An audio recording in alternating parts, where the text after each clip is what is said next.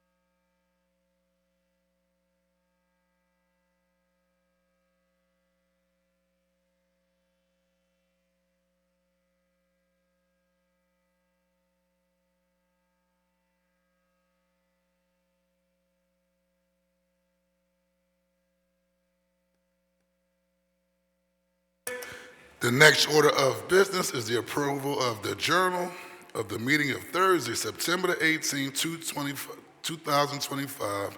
The chair recognizes Councilmember Cindy Bass.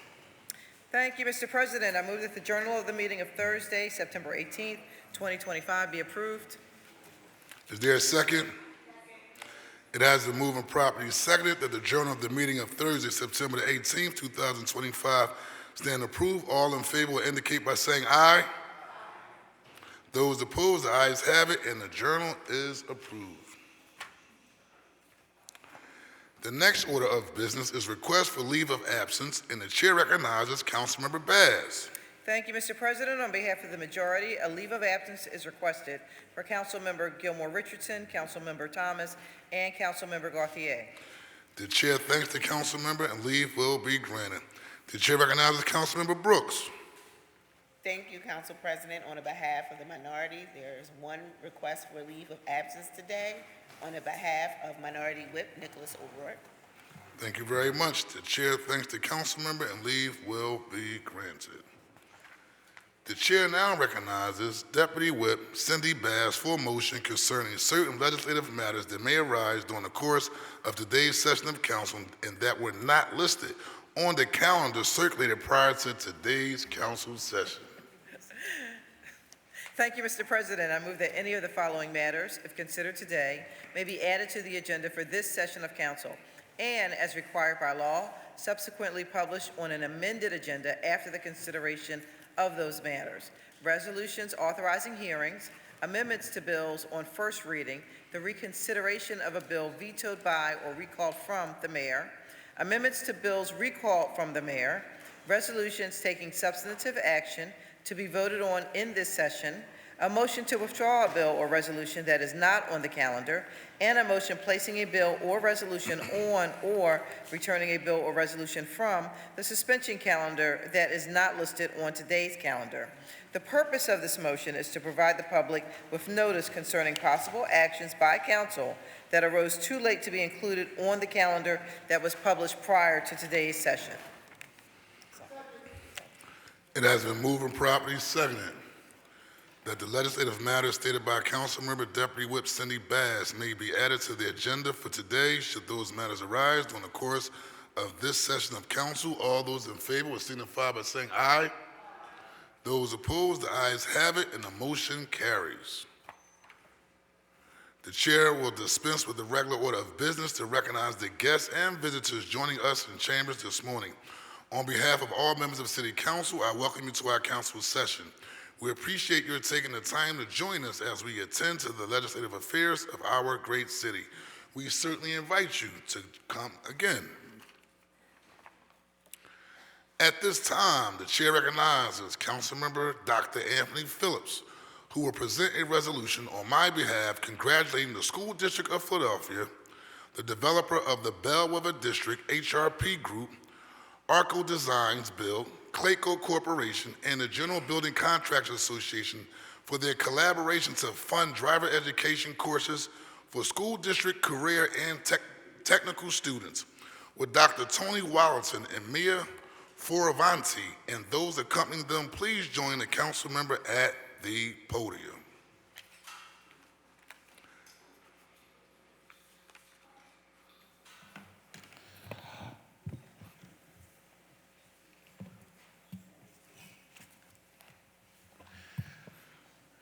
Joining Dr. Phillips is Councilmember Rue Landau, Councilmember Cindy Baz, Councilmember Jones, Councilmember Lozada, Councilmember Dr. Nina Ahmad, Councilmember Jim Hardy. Well, good morning, everyone. On behalf of Council President Johnson, And Councilmember Driscoll. Councilman Driscoll.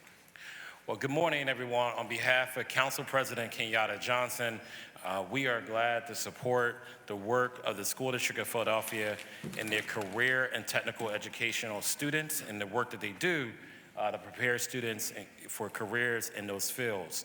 As we know in the city of Philadelphia, there's a need for a balance between college and vocation, and the School District of Philadelphia is now preparing our students for both, a life opportunity. So I want to thank Council President Johnson for bringing our superintendent, Dr. Wallaton, and his team and some of the students from the School District of Philadelphia to present and highlight to them how important this is to the city of Philadelphia. So to start off our council colleagues, I'll start off, and then our council colleagues is going to present this resolution. All right.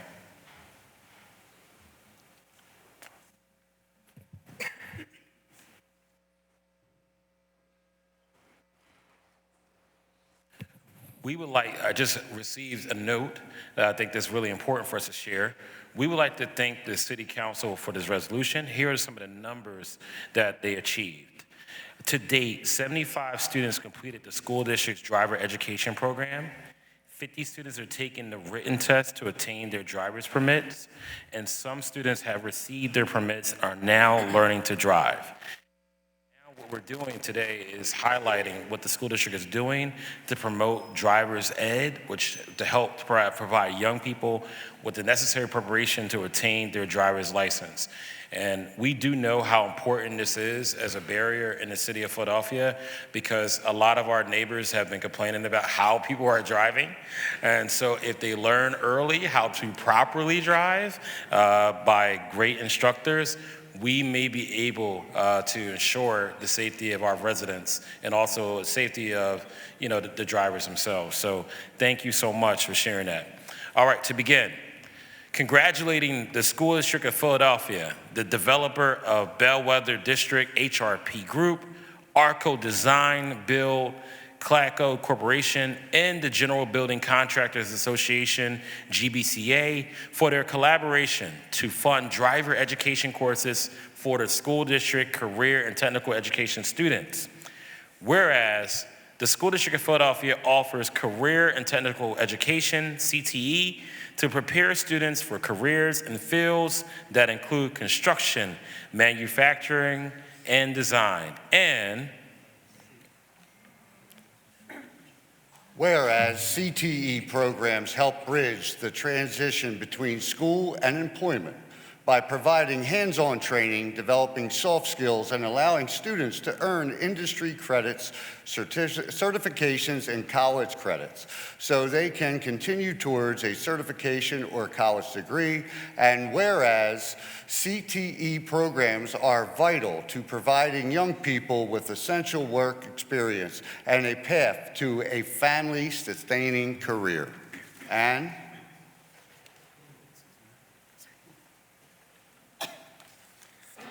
whereas the School District of Philadelphia requires financial assistance to expand their offerings to include driver's education for students participating in building and construction trade CTE programs. And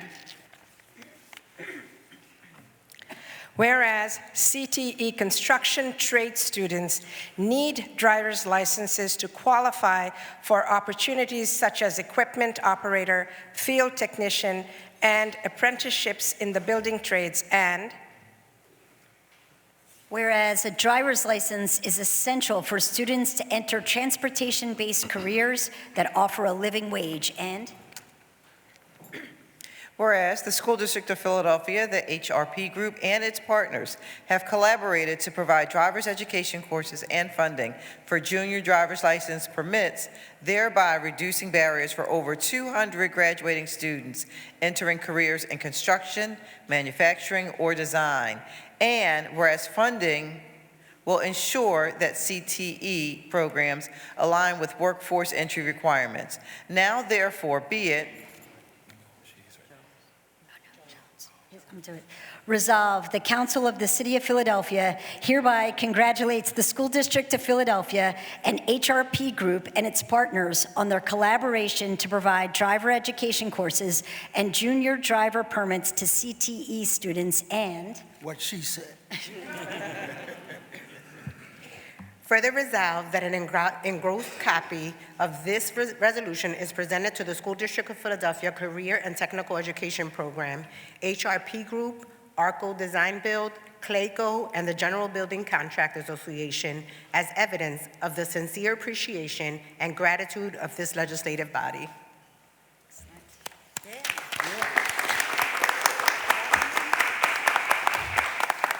The chair recognizes Dr. Tony Wallington and Mia Fioravanti.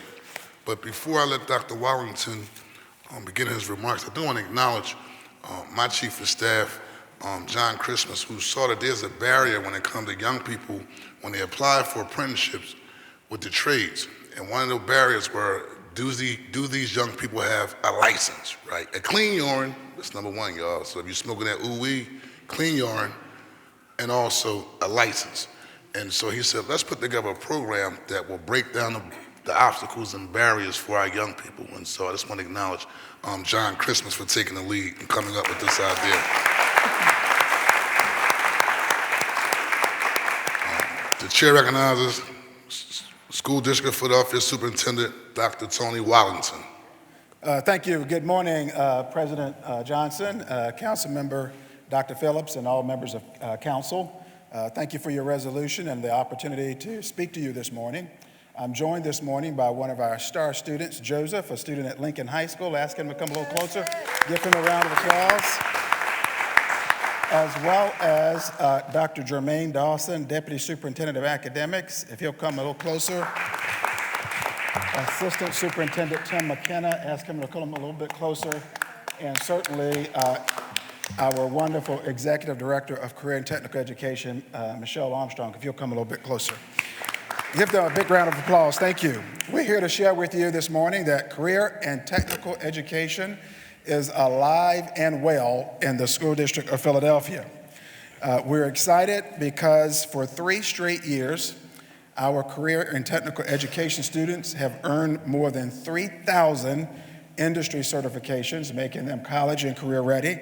And it's a clear testament to the hard work of the career and technical education teachers and the quality instruction that they are providing every day.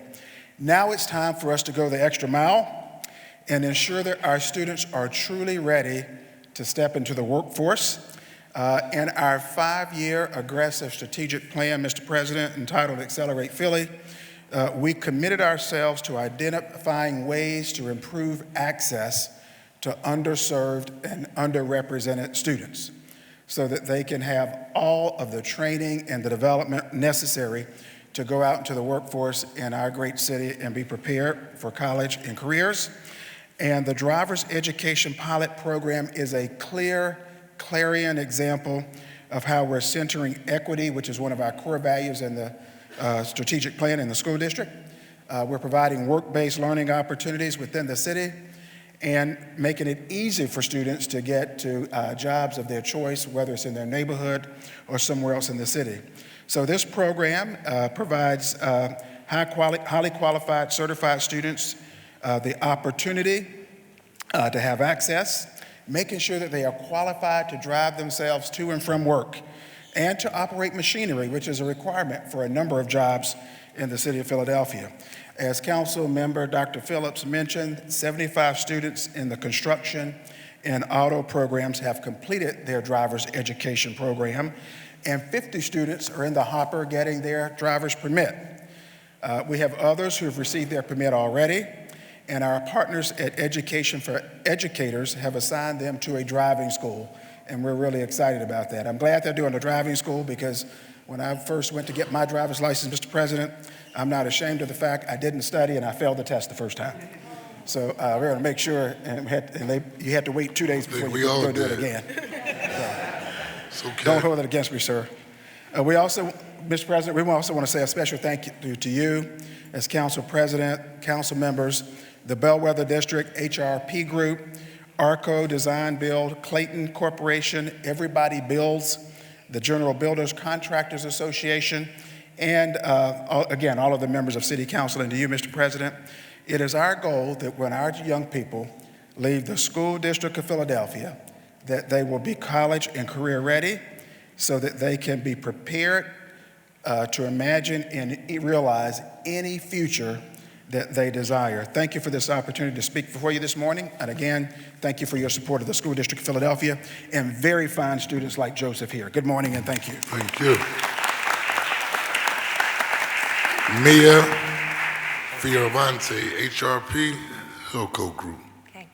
Thank you, Dr. Watlington, and thank you, Council President Johnson. At the Bellwether District, we are building a logistics, life science, and innovation campus that will create an estimated 28,000 construction jobs and tens of thousands of permanent jobs over the next decade. This important program is ensuring Philadelphia District students have the skills needed to access these family-sustaining jobs and achieve lifelong success. On behalf of the Bellwether District, I want to thank Council President Johnson and his office for their leadership, Dr. Watlington and our partners at the school district for their unwavering support of our young people. Thank you also to GBCA, Everybody Builds, Clayco, and ARCO Design Build for your support of this important initiative. Thank you. Council will be at ease.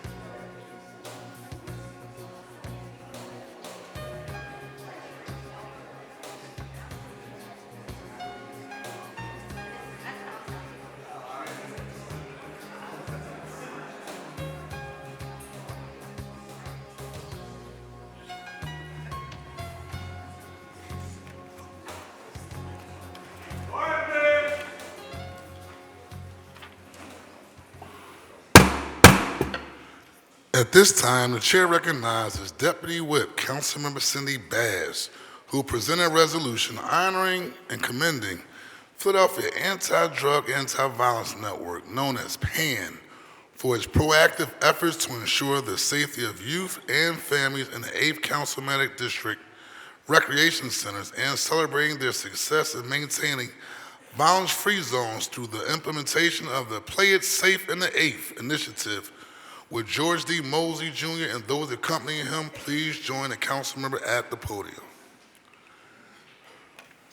Joining Councilmember Bass are the following members: Councilmember Kendra Brooks, Councilmember Dr. Anthony Phillips, Councilmember Jeffrey J. Young, Councilmember Dr. Nina Ahmad, Councilmember Ketsi Lozada,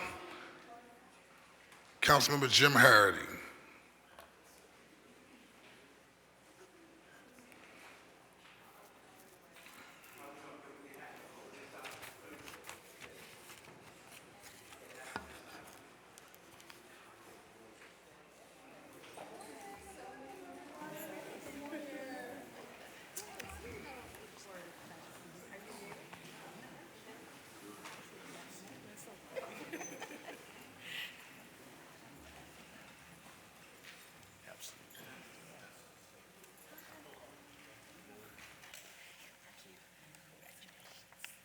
Well, good morning, everyone. So I just wanted to take a moment to recognize PAN. We all call them PAN, but it's the Philadelphia Anti-Drug, Anti-Violence Network, for the outstanding work that they do.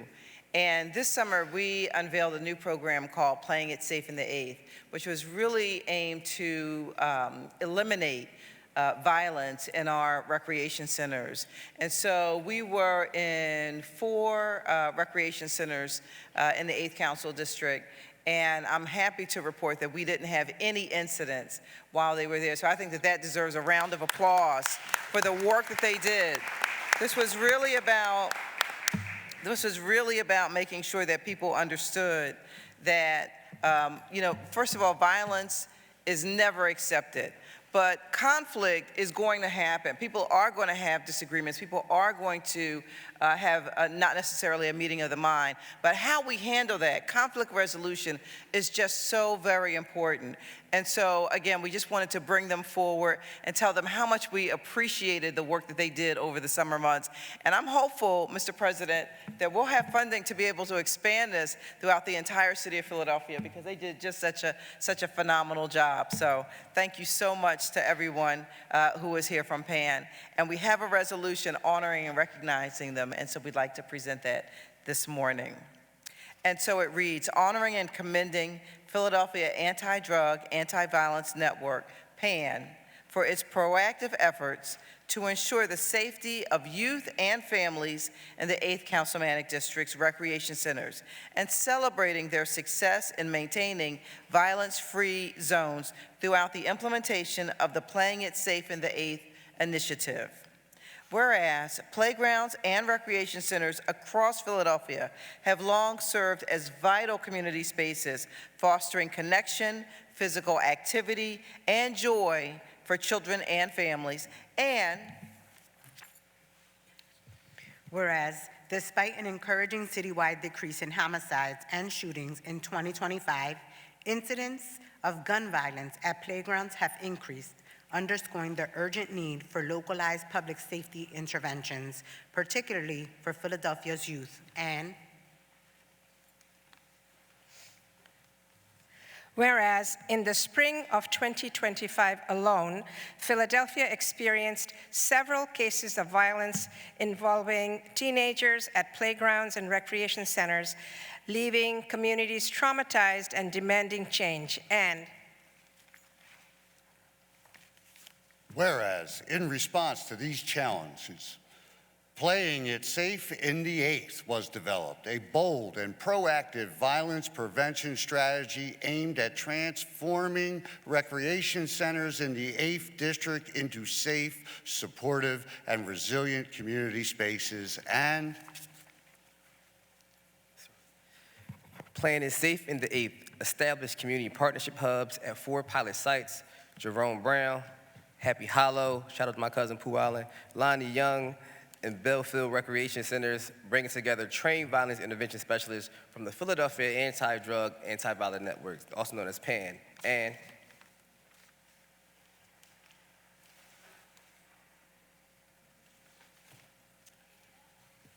whereas the initiative is rooted in community care and public trust, relying not on enforcement or criminalization, but on de-escalation, real-time engagement, and relationship building to support youth and prevent violence before it occurs.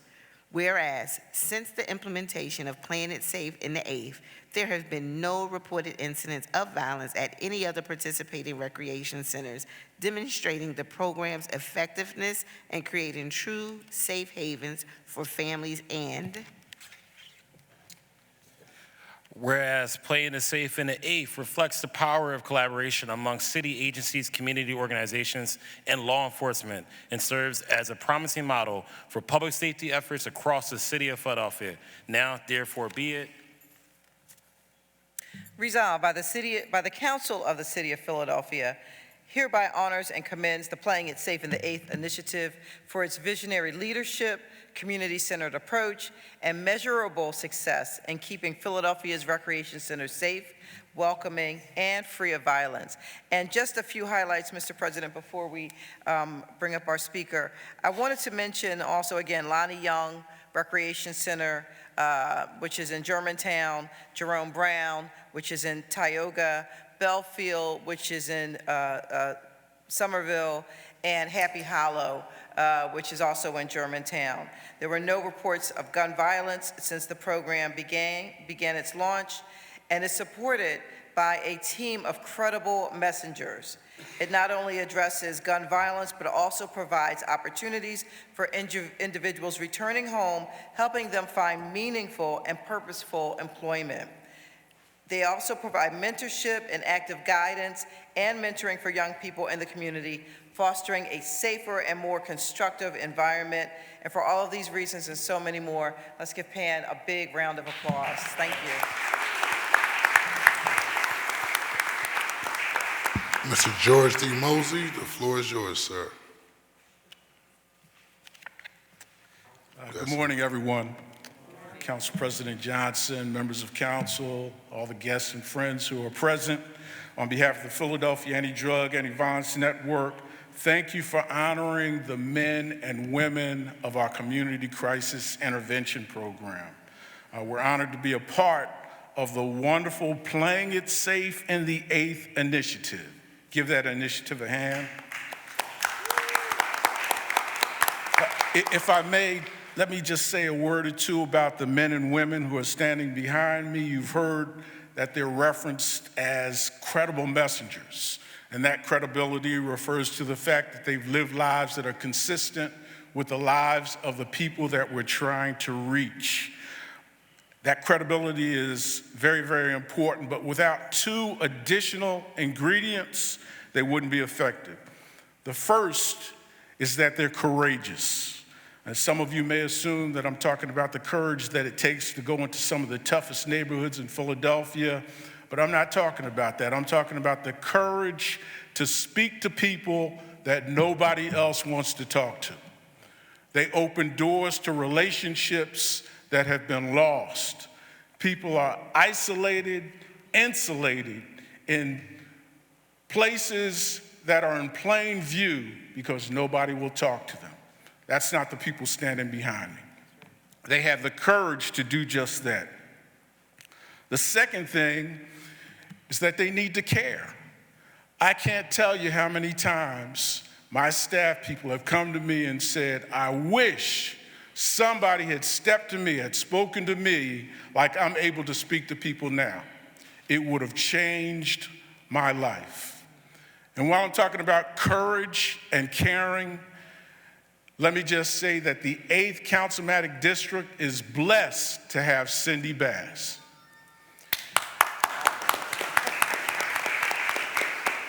Put that in the commercial. She had the courage, the foresight to develop this initiative, which employs everything that I just talked about. The credibility, the desire to reach people who otherwise wouldn't be reached. And because she had that courage, because she cares so much, I am confident that we'll be able to play it safe in the 8th District from this point forward. Thank you very much.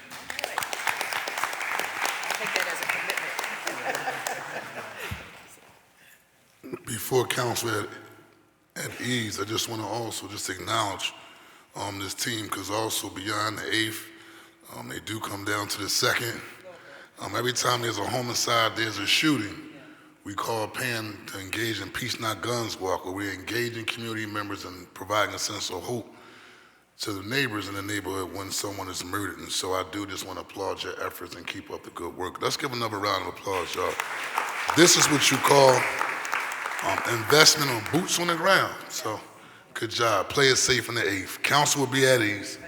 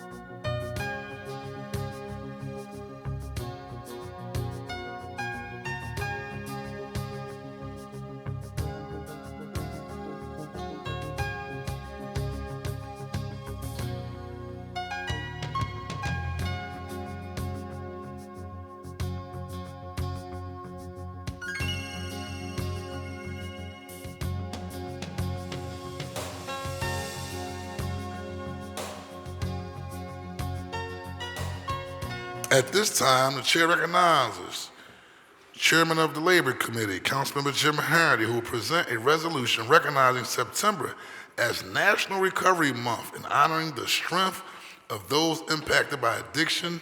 Will Commissioner Kehinde Solanke and those accompanying her please join the council member at the podium.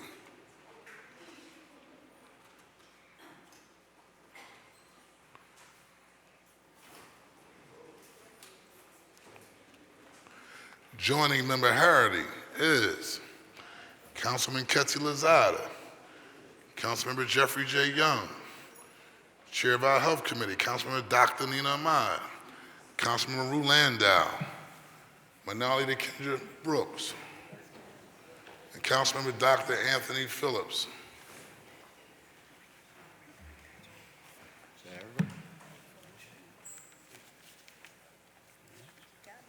The floor is yours, Member Harity. Thank you, Council President. Hello, everybody. I am Councilman Jim Harity, and I am clean, serene, and living the dream. How about that? You know, you heard me speak about it before. I believe that in this day and age, those of us in the program have to stop hiding behind our anonymity to show people that there is life after addiction. Me, myself, I am a living proof of that. So with that, I'd like to thank our Commissioner of DBHIDS. You know, when you're a councilman, sometimes when you're having hearings, you criticize people and you ask hard questions. But one thing I can say about our commissioner is she has heart and she believes in what she's doing. And for me, that means a lot. A resolution recognizing September as National Recovery Month and honoring the strength of those impacted by addiction.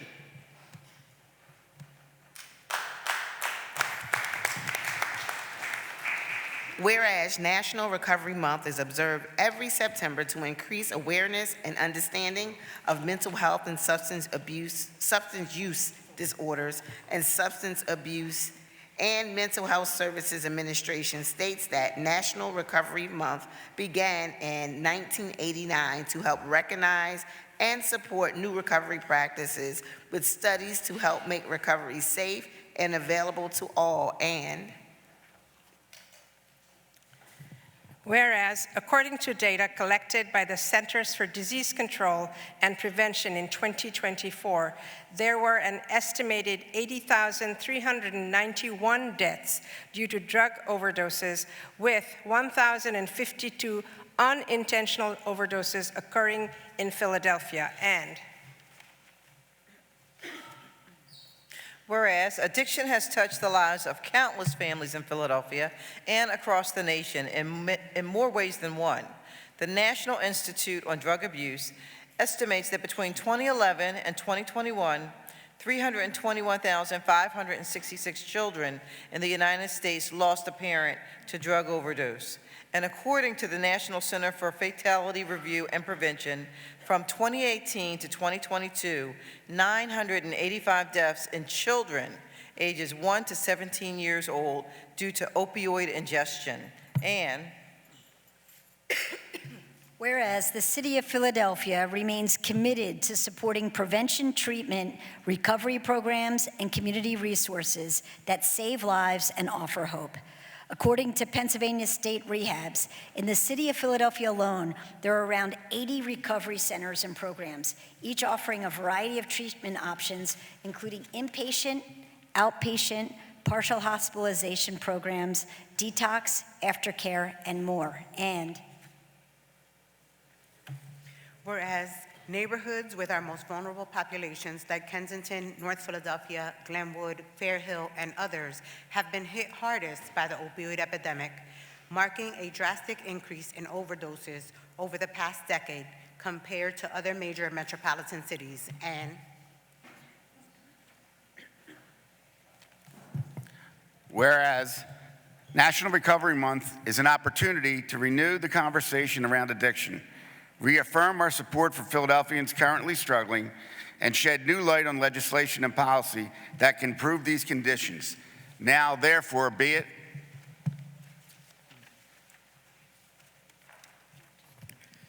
resolved by the Council of the City of Philadelphia, recognizes the month of September as National Recovery Month in Philadelphia, and acknowledges the ongoing struggle of addiction in our city.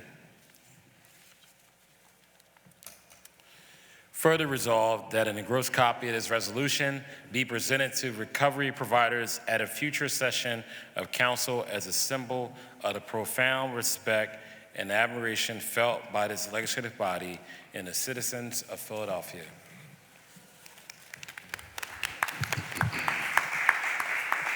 Just like to say one more thing. Councilman Squilla and Councilman Jones are sitting in the audience, but this bill was resolution was unanimous. Everybody signed on. They volunteered out of the speech so we could cut it down a little bit for time. Thank you. Thank you, Member Harity. The chair recognizes Commissioner Solanke for remarks. Good morning. Thank you, President Johnson and council members. Thank you so much for having me. And it is an honor to be here this morning. But first, I want to say recovery is real. Recovery is possible. Recovery happens every day in Philadelphia, even if sometimes it doesn't look like it. And that's why it's an honor to be here today, this morning, as we officially recognize September as National Recovery Month in the city of Philadelphia, and to amplify the strength, resilience, and dignity of every person and every family impacted by addiction. I want to thank members of council, especially the sponsors of this resolution, and Council Member Harity, thank you, for not only acknowledging the crisis we continue to face, but for lifting up recovery as a priority, a possibility, and a promise for our communities. This resolution makes it clear that addiction is not a moral failure. It is a public health issue. Recovery is not only real, it is happening, and it's happening right here.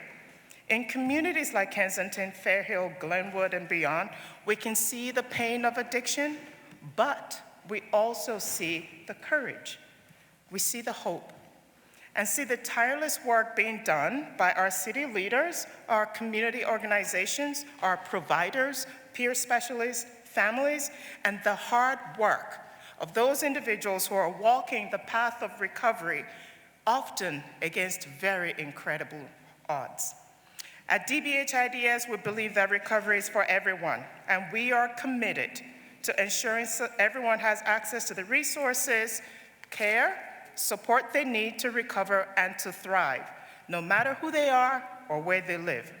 And that is why Philadelphia continues to invest in prevention, treatment, housing, and employment support.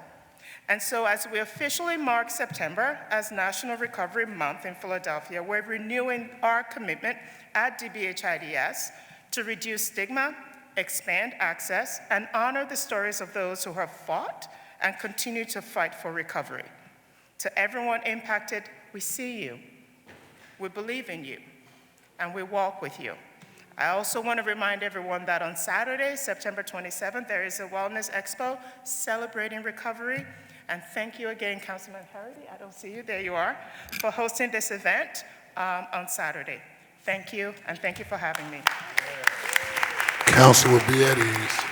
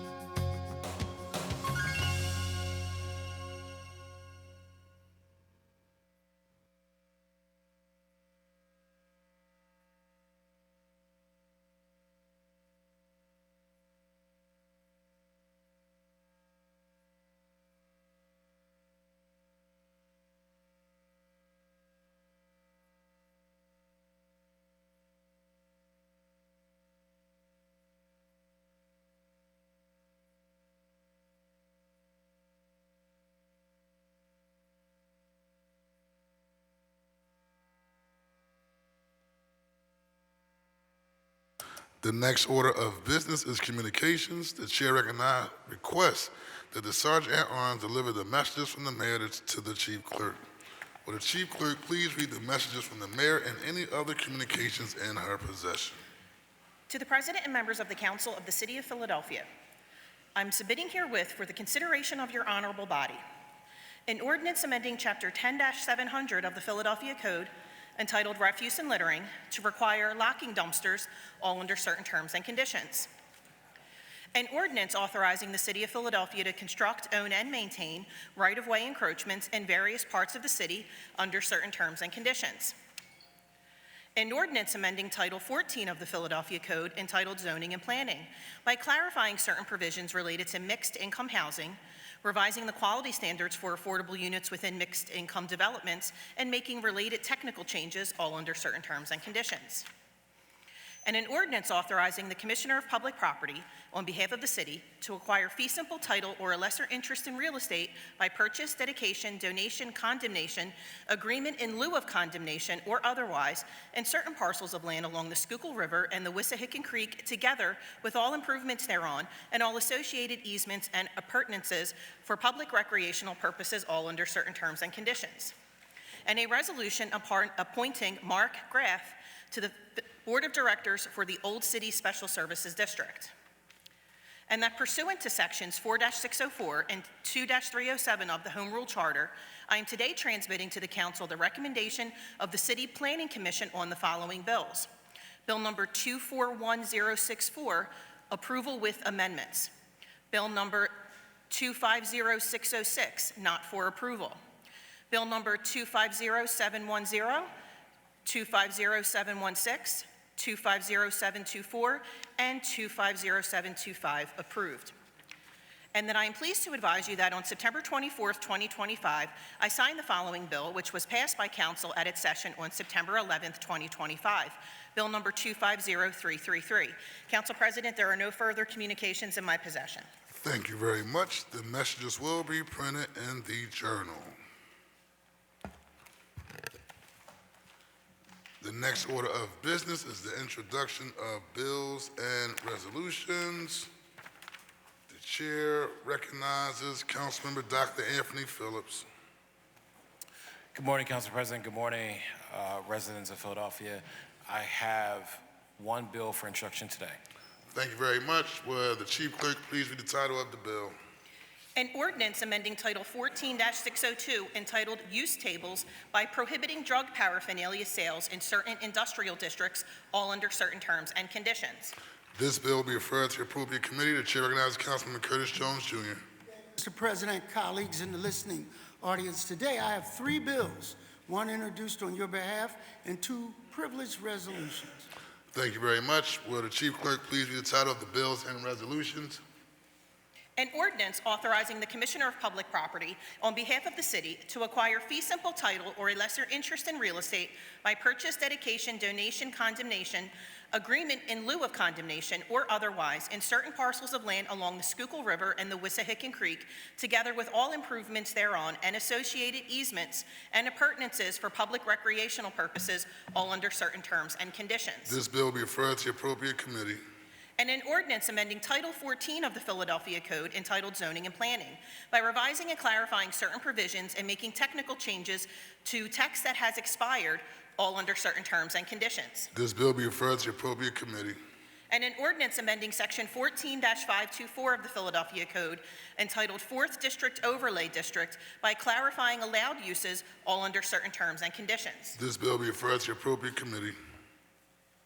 And a non-privileged resolution renaming the 6300 block of Lansdowne Avenue as Jayanna Powell Way in tribute to the life and legacy of Jayanna Powell, whose memory continues to inspire efforts for safer streets and protections for children throughout Philadelphia and across the Commonwealth of Pennsylvania. This resolution will be placed on today's final passage calendar. This resolution will be placed on the final passage calendar for consideration in the next session of council. And a privileged resolution recognizing and supporting Philadelphia Med Week, October 6th through October 10th, 2025, during which the city will provide critical information, resources, opportunities, and inspiration to the business community. This resolution will be placed on today's final passage calendar. The chair recognizes Councilman Rue Landau. Thank you, Council President. Good morning, colleagues and the public. Today, I have three privileged resolutions and one bill on behalf of Councilmember Jamie Gaudier. Will the Chief Clerk please read the title of the bills and resolutions? An ordinance amending Title 14 of the Philadelphia Code entitled Zoning and Planning by amending certain provisions of Chapter 14-500 entitled Overlay Zoning Districts by creating the UCO, University Community Overlay District, and by making related changes, all under certain terms and conditions. This bill will be referred to the appropriate committee. And a privileged resolution recognizing, congratulating, and celebrating Valley Youth House on the distinguished occasion of its 20th anniversary in Philadelphia, passionately serving young individuals to help them achieve their full potential by providing essential services like counseling, housing support, community connections, and life training skills. This resolution will be placed on today's final passage calendar. And a privileged resolution recognizing October 2025 as Cybersecurity Awareness Month in the city of Philadelphia and acknowledging the importance of empowering individuals and organizations to prevent and recognize online threats, providing resources to protect sensitive data, and fostering a culture of digital safety by educating the public on best practices. This resolution will be placed on today's final passage calendar. And a privileged resolution recognizing October 6th through October 10th, 2025 as Digital Inclusion Week in the city of Philadelphia. This resolution will be placed on today's final passage calendar. The chair recognizes Councilman Kessie Lozada. Council President, today I offer one bill. Thank you very much. Will the chief clerk please read the title of the bill? An ordinance amending Chapter 9-600 of the Philadelphia Code entitled Services and Other Businesses to add a new exemption from certain business hour restrictions for pharmacies, all under certain terms and conditions. This bill will be referred to the appropriate committee. Chair recognizes Councilman Jeffrey J. Young from North Philly. Thank you. Good morning, Council President. Today I offer one bill, one non-privileged resolution, and one privileged resolution. Thank you very much. Will the chief clerk please read the title of the bill and resolutions? An ordinance authorizing encroachments in the nature of a sidewalk cafe in the vicinity of 1811 Fairmount Avenue, Philadelphia, PA 19130, under certain terms and conditions. This bill will be referred to the appropriate committee. And a non-privileged resolution authorizing the Philadelphia Land Bank to dispose of 2806, 2903, 2907, 2913, 2917, 2919, 2925, 2937, and 2939 Cecil B. Moore Avenue, located in the 5th Councilmanic District in accordance with the terms of Chapter 16-700 of the Philadelphia Code. This resolution will be placed on the final passage calendar for consideration at the next session of council. The chair recognizes Councilmember Minority Leader Kendra Brooks. Y'all had one more. Yeah, one more, y'all? Yeah. Go ahead, Council.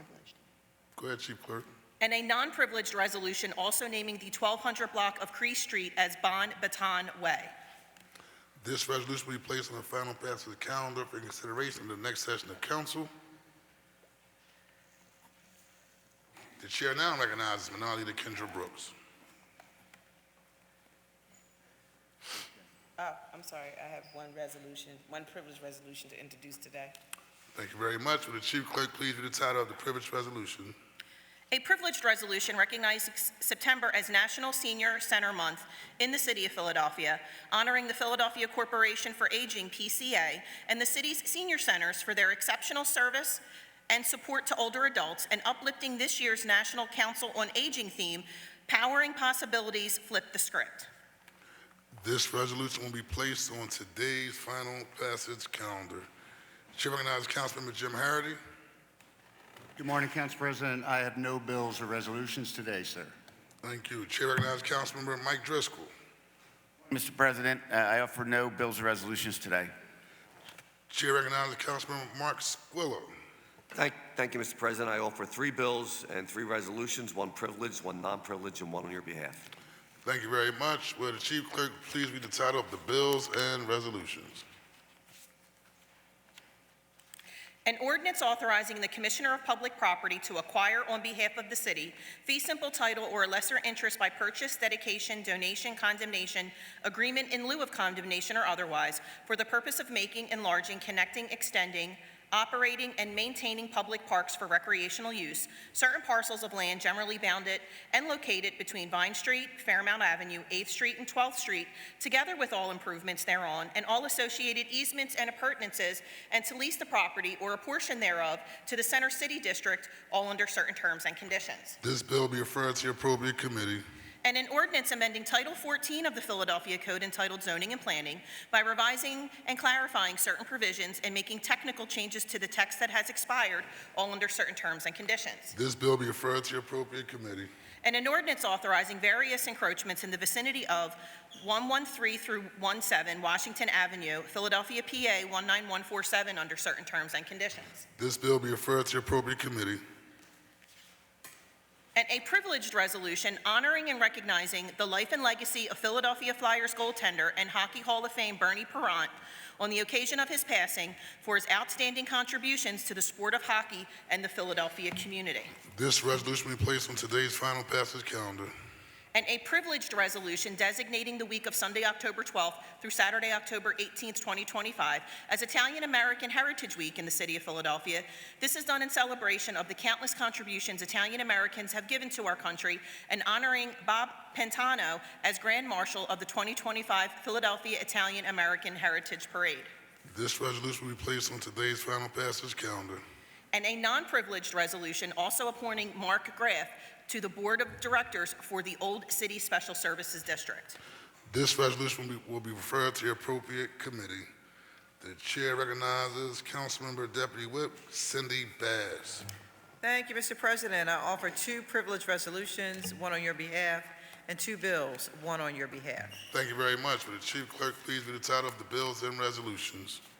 An ordinance amending Title 14 of the Philadelphia Code entitled Zoning and Planning by clarifying certain provisions related to mixed-income housing, revising the quality standards for affordable units within mixed-income developments, and making related technical changes all under certain terms and conditions. This bill will be referred to the appropriate committee.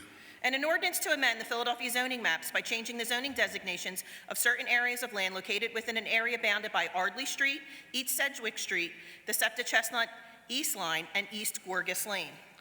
This bill will be referred to the appropriate committee. And a non-privileged resolution renaming the 1600 block of Ellsworth Street Margaret E. Wallace Way to honor Margaret Mom Wallace for her lifelong dedication and service to the South Philadelphia community. This resolution will be placed on the final passage calendar for consideration at the next session of council. And a privileged resolution recognizing and honoring the life and legacy of Alice W. Ballard, a champion of justice and advocacy. This resolution will be placed on today's final passage calendar. The chair recognizes Councilmember Dr. Nina Mott. Thank you, Council President. I have two privileged resolutions. Thank you very much. Will the Chief Clerk please read the title of the privileged resolutions? A privileged resolution recognizing September as Cerebral Visual Impairment Awareness Month in the city of Philadelphia, celebrating the launch of the Rosenblatt Family CVI Center at Overbrook School for the Blind, and commending its mission to improve care, education, and research for children with CVI. This resolution will be placed on today's final passage calendar. And a privileged resolution recognizing October as Vision Awareness Month in the city of Philadelphia and honoring Overbrook School for the Blind's leadership in advancing education, technology, and access for individuals who are blind or visually impaired. This resolution will be placed on today's final passage calendar. Being there are no reports from committees today, the next order of business is the consideration of the calendar. The chair recognizes Deputy Whip, Councilmember Cindy Bass, for the purpose of calling up bills and resolutions on the second reading and final passage calendars.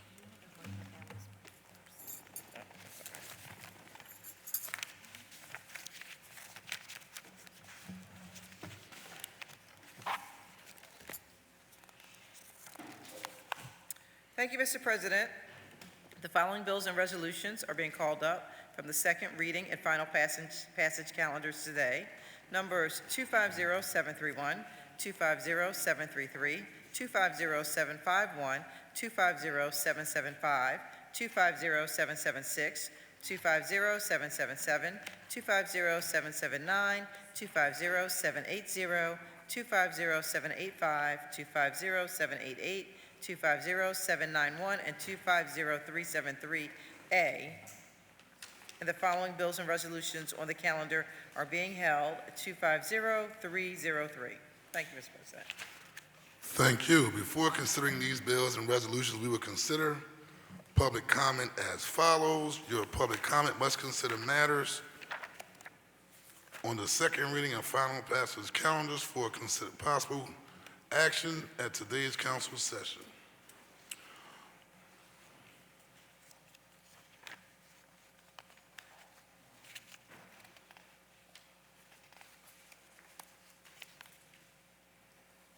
All speakers must sign up in order to testify. If you have not already signed up for today's session, please do so now by giving your name to Ms. Hassan at the table outside the rails to my left. Once you have signed up, you will be called in the order in which your name appears on the sign-up sheet. Under ideal circumstances, public commenters each will have 3 minutes to speak. However, this time limit may vary from session to session. Today, the time limit will be 2 minutes. In order to be fair to all those wishing to speak, I intend to hold faithfully to the 2-minute limit. When you begin speaking, you will see a green light on the podium when there are 30 seconds remaining to your time. The light will turn yellow, which is your reminder to conclude your remarks. Once 2 minutes have passed, the light will turn red and the sergeant at arms will disconnect the microphone. At that point, please yield the podium to the speaker if you have not already done so. I also reserve the right pursuant to our rules of council to limit repetitious comments on the same subject matter. I will now ask the Chief Clerk to please call our first speakers. May Stacy Leap make her way to the podium. along with Kate Perez, Tim Brown, Sean Moss, Jeremy Blattstein, and Colette White. Stacy Leap, Kate Perez, Tim Brown, Sean Moss, Jeremy Blattstein, and Colette White. May we also have Kenya Musa, Valentino Rosario, and Faye Anderson also make their way to the podium.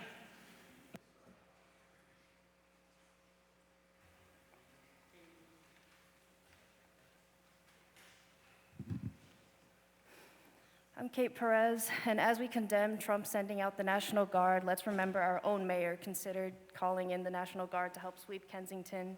If we want to prevent fascism, we have to stop partnering with ICE that's been targeting activists known for their speech, rounding people up in groups and raiding businesses in South Philly, making people scared to work or shop knowing that ICE can hold, and even deport citizens at random. We have to stop letting them use our jails like detention centers. Trump declared a national emergency as justification for his domestic occupation, right now wasting our tax dollars having them pick up trash, but they're ready to strike at any time. These are tactics that they trade with the occupier Israel, and our city has been giving our names to promote travel to an apartheid. It's not a Muslim versus Jewish issue. The occupation is happy to demolish any church or any atheist in the Strip because it's a military occupation with the goal of colonization by dual state settlers approved by the British and possible with our tax dollars. Last week, I didn't know if my friend made it out of the North alive. The occupation dropped leaflets all over Gaza City, a city larger than Philadelphia, and told them to all get out or be presumed dead. In a modern-day trail of tears, shutting down the entire country's internet and targeting journalists to prevent the news from spreading. Suraj Oda is now missing after being chased by quadcopters on his Instagram story. They haven't stopped bombing for even a second, and 10% of people weren't allowed to escape. The IOF keep releasing their own footage of drones striking civilians attempting to leave. We witnessed the targeting of medical centers like the Al-Quds Hospital this Tuesday. Red Crescent Society sharing that occupation tanks are blocking the hospital's gates. These are the ones that PPD has a history of training with. They shot and disabled the oxygen tanks, forcing patients to rely on pre-filled cylinders, only expected to last 3 days. That's today. Our sister city is surrounding a hospital, and they're about to run out of oxygen if they haven't already. Free Palestine.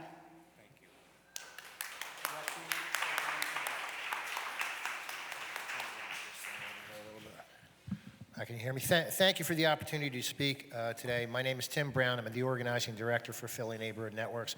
I'm a member of the Coalition to Defend Democracy. I'm here to speak in favor of the resolution introduced by Councilmember Brooks condemning the federal invasion of American cities. I believe that we are entering the most dangerous time in our nation's history since the Civil War.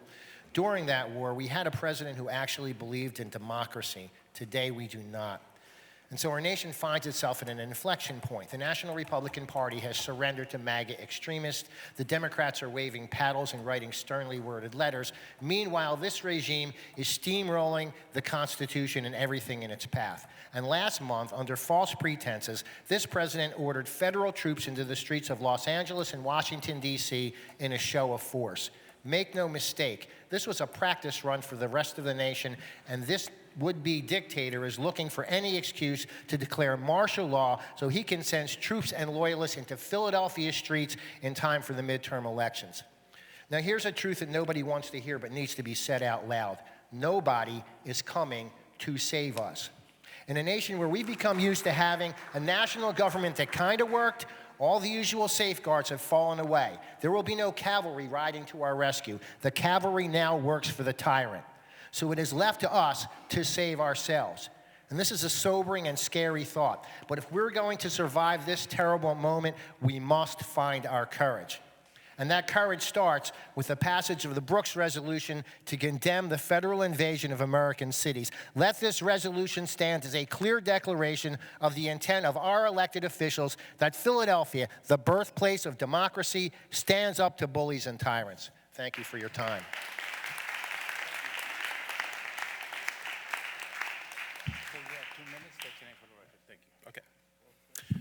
Hello, good morning, City Council. My name is Sean Moss. I live in South Philadelphia in the Point Breeze section. I volunteer at a community food bank, and I'm also a community organizer. I urge you to support Councilmember Brooks's resolution in condemning the Trump regime's deployment of National Guard within our city. Trump, make no mistake, is attempting to bully us, okay? Bully and police our communities based on nothing. Nothing, okay? This is an attack on black and brown people, and we've gone through enough, and we just want to live, not be harassed and shaken down on the whims of a tyrant. Don't forget where we are. This is the city of Philadelphia, the birthplace of freedom. We do not obey fascists and advance. We do not give fascists an inch because they will take a mile. And we do not bow down to fascists, period. Period. Now more than ever, you've got to stand up, we've got to be united, and we've got to be strong. Do not flinch in the face of a fascist. They are nothing more than bullies, and they'll back down with one swift punch, I assure you. Once again, I urge you, all of you on the City Council, to support Councilmember Brooks's resolution and condemning the deployment of National Guard within our city. Thank you very much.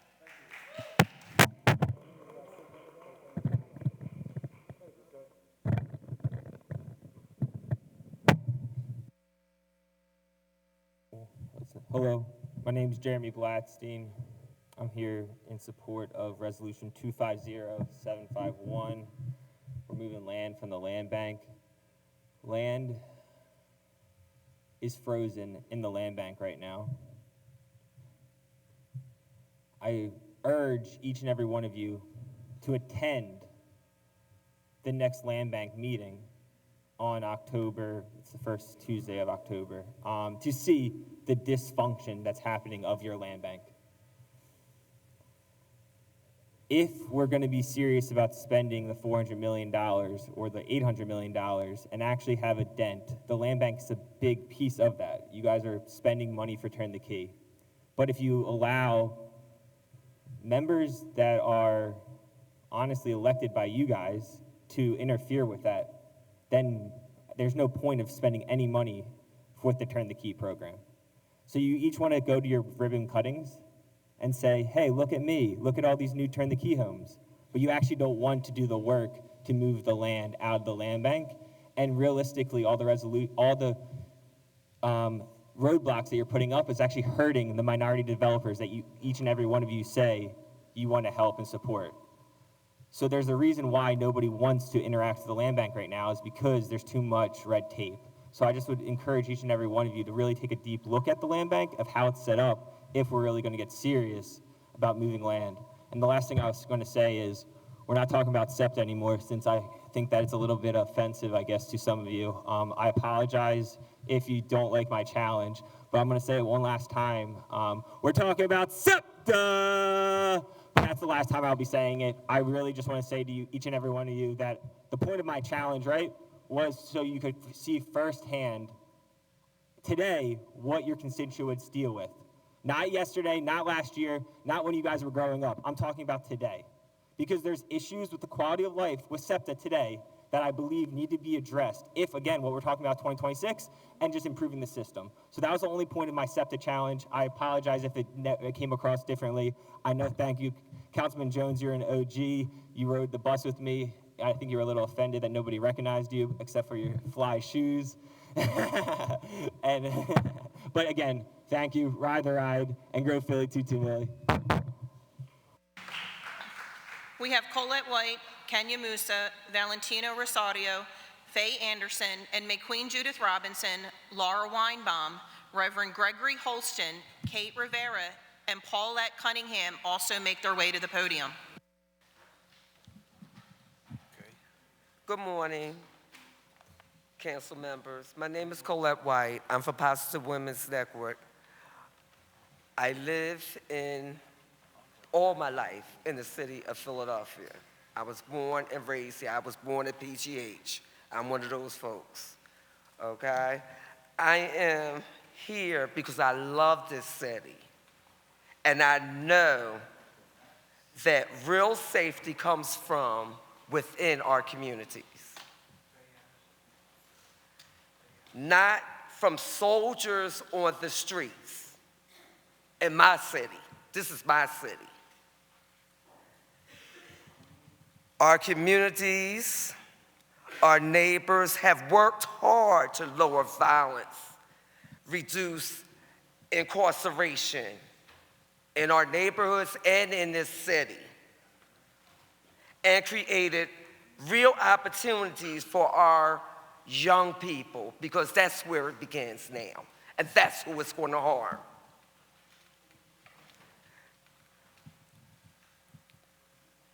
We've seen our progress because we are invested in ourselves.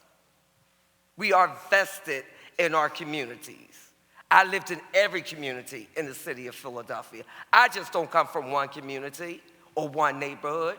I lived all around in the city of Philadelphia. Sending the National Guards here, lack of a better word, bull.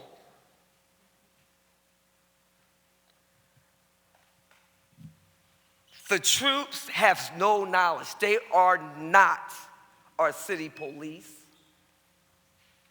They are not our neighbors. I don't look at the one that lives next door to me that is supposed to be the newsy person. That newsy person helps me. It protects me. But for someone to send a National Guard in my neighborhood and our neighborhoods to tell you what you can't do on your own front porch, because that's what they're doing. Okay. I don't want any war zones. It attacks blacks and browns. I am asking you to pass the resolution because the city deserves self-government to protect our people. Reject, lack of a better word, again, is that man to send the our National Guards down here. Let them do their real job. Thank you for listening. You have 2 minutes, state your name for the record, please. Good morning. My name is Kenya Musa. I'm co-chair of Positive Women's Network. We're an organization led with people living with HIV and AIDS. I rise in strong support of Councilman Brooks' resolution condemning the Trump administration's appointment of the National Guards to American cities. Let's be clear, there is no legitimate emergency in Philadelphia that warrants a military occupation. Crime in our cities has declined significantly. Our residents are safer today than we've been in years, and we know why. We've been invested in restorative justice and prevention and community-based strategy that works, not bringing an armed troop with no ties to our neighborhoods. The unilateral use of National Guards is not only unnecessary, it's undemocratic. It undermines local control. It erodes civil liberties. It sets a dangerous precedent that the federal government can impose military forces on cities against the will of our elected leaders. That is not safety. That is not democracy. Philadelphia doesn't need National Guards. We need housing, schools, jobs, and health care. Every dollar wasted on deploying out-of-state troops is a dollar stolen from a real safety solution that our communities have been building on. Philadelphia has always stood at the forefront of the fight of freedom and self-determination. Today, we do so again. And I urge my colleagues to pass the resolution and send a clear message to our communities. Need investment, not occupation in National Guards. Thank you. Thank you.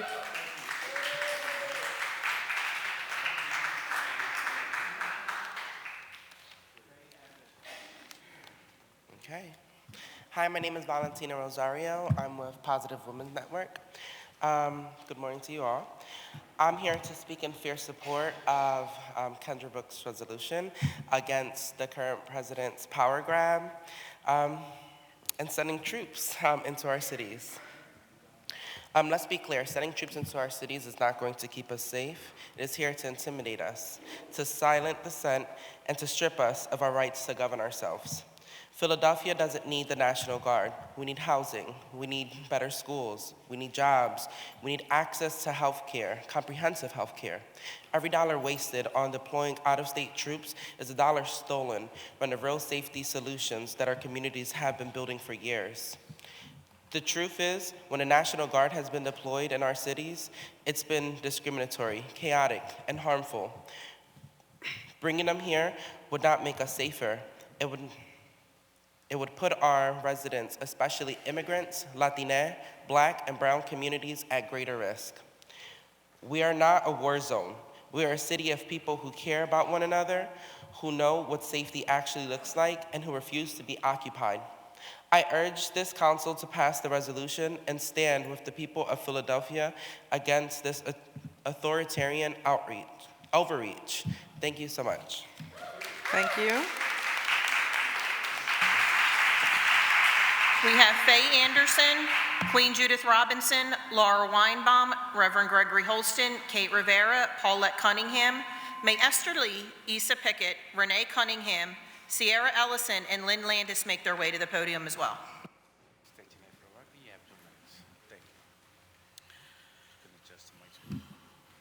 Good morning. Queen Judith Robinson here to use the two bills or resolutions regarding land movement in the 5th District to show how ignorance, low vibration thinking, and bullying is happening right here in Philadelphia, Democratic style. You have the letter, the gentleman has the letter that was sent to me, a duly elected committee person in the 32nd Ward. It is satanic politics to pit neighbor against neighbor, especially when ignorance is abound. Just like today with the movement of land in this council today, the community is not here. The police facility being bullied on poor Black people of the community of North Philly. It's a low vibration project bullied through by former Council President Darrell Clark, taking away Philadelphia's first historic district corridor designated by the Philadelphia Historic Commission since 1986. The benefits are replacement housing that are a replica of what was there. Obviously, Jeffrey Young pushed this on through, continued it on, who doesn't believe that historic preservation is important for Black people in a Black community. It's a bad land use. It was no parking study, no traffic study, and no environmental study, as we are having a fueling station in the middle of an urban community with no impact on our health. No notification at the RCO meeting that was undercover in October of 2024. It was sneaky. How do you sneak an RCO meeting? But Jeffrey was there. The police captain was there of the 22nd District. It's just so unfortunate that they want to continue to bully with a letter as they did, which you all will read. Thank you very much for your time. We need to pay attention to land movement and zoning, etc. Thank you all.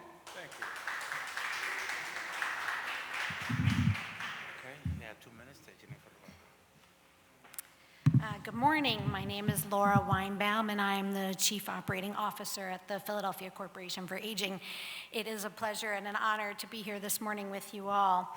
I want to thank City Council for offering this resolution recognizing September as National Senior Centers Month and shining a light on the extraordinary role that senior centers play in the lives of older adults across Philadelphia. This past month, I met a gentleman who comes to a senior center every single morning, and I said, "Why do you come here?" And he said, "This place, it keeps me young." For him, fitness classes, friendship keep him strong and connected and feeling the things that we associate with youth. At PCA, we're proud to support a network of 28 senior centers across Philadelphia that serve as anchors of wellness, engagement, and community connection. In 2024, more than 11,000 older adults visited these centers for 500,000 activities. Behind those numbers are people like my friend who come for a meal, participate in a fitness class, join an art workshop, or spend time with their friends. Senior centers are welcoming environments that help older adults remain connected, active, and independent. I want to especially thank Council Members Brooks and O'Rourke for their continued friendship and leadership. Your advocacy, excuse me, and that of this Council for Senior Centers ensures that they remain vibrant, resilient, and responsive to the diverse needs of older Philadelphians. On behalf of PCA and the many older adults and families who benefit from these centers, thank you for your partnership. It's an honor to be here to celebrate this resolution and the commitment it represents to older adults across Philadelphia. Thank you.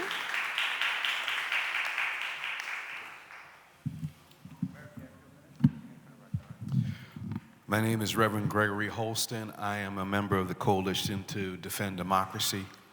We're about 20+ organizations across the city and the state that have been talking about Project 2025 and the Trump administration for over the last 15 months. We've given town halls, we've given lobbying, we've organized calls against the big, so-called beautiful but really ugly bill. And now we stand here to stand with Councilmember Brooks on her resolution opposing any National Guard here in Philadelphia. I want you to put all this together because we've been thinking about it in these terms. They cut food stamps. 45,000 Philadelphians will not have food stamps. That is happening right now. They cut Medicaid. 100,000 people will lose Medicaid over the next 2 to 3 years. They're talking about taking away Section 8 housing, and the certificate will only last 2 years now, so thousands of people will lose housing. They're talking about the end of the Department of Education, those fundings for schools, special needs students will not have. So all of these attacks are gathered together and are coming at a point.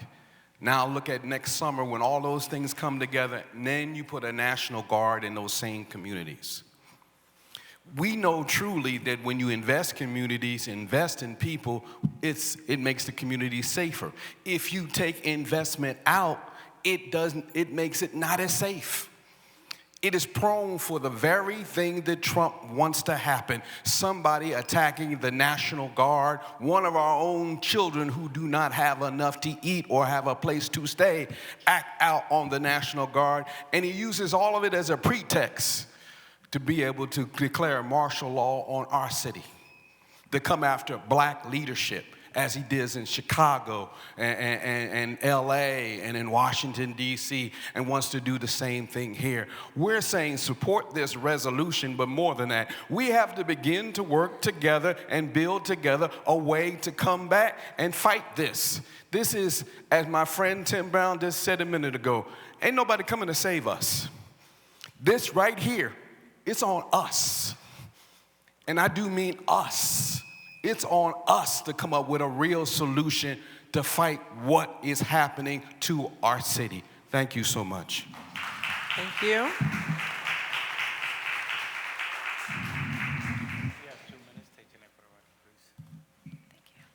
Good morning. My name is Kate Rivera, and I'm speaking in support of the resolution that was introduced today recognizing Digital Inclusion Week.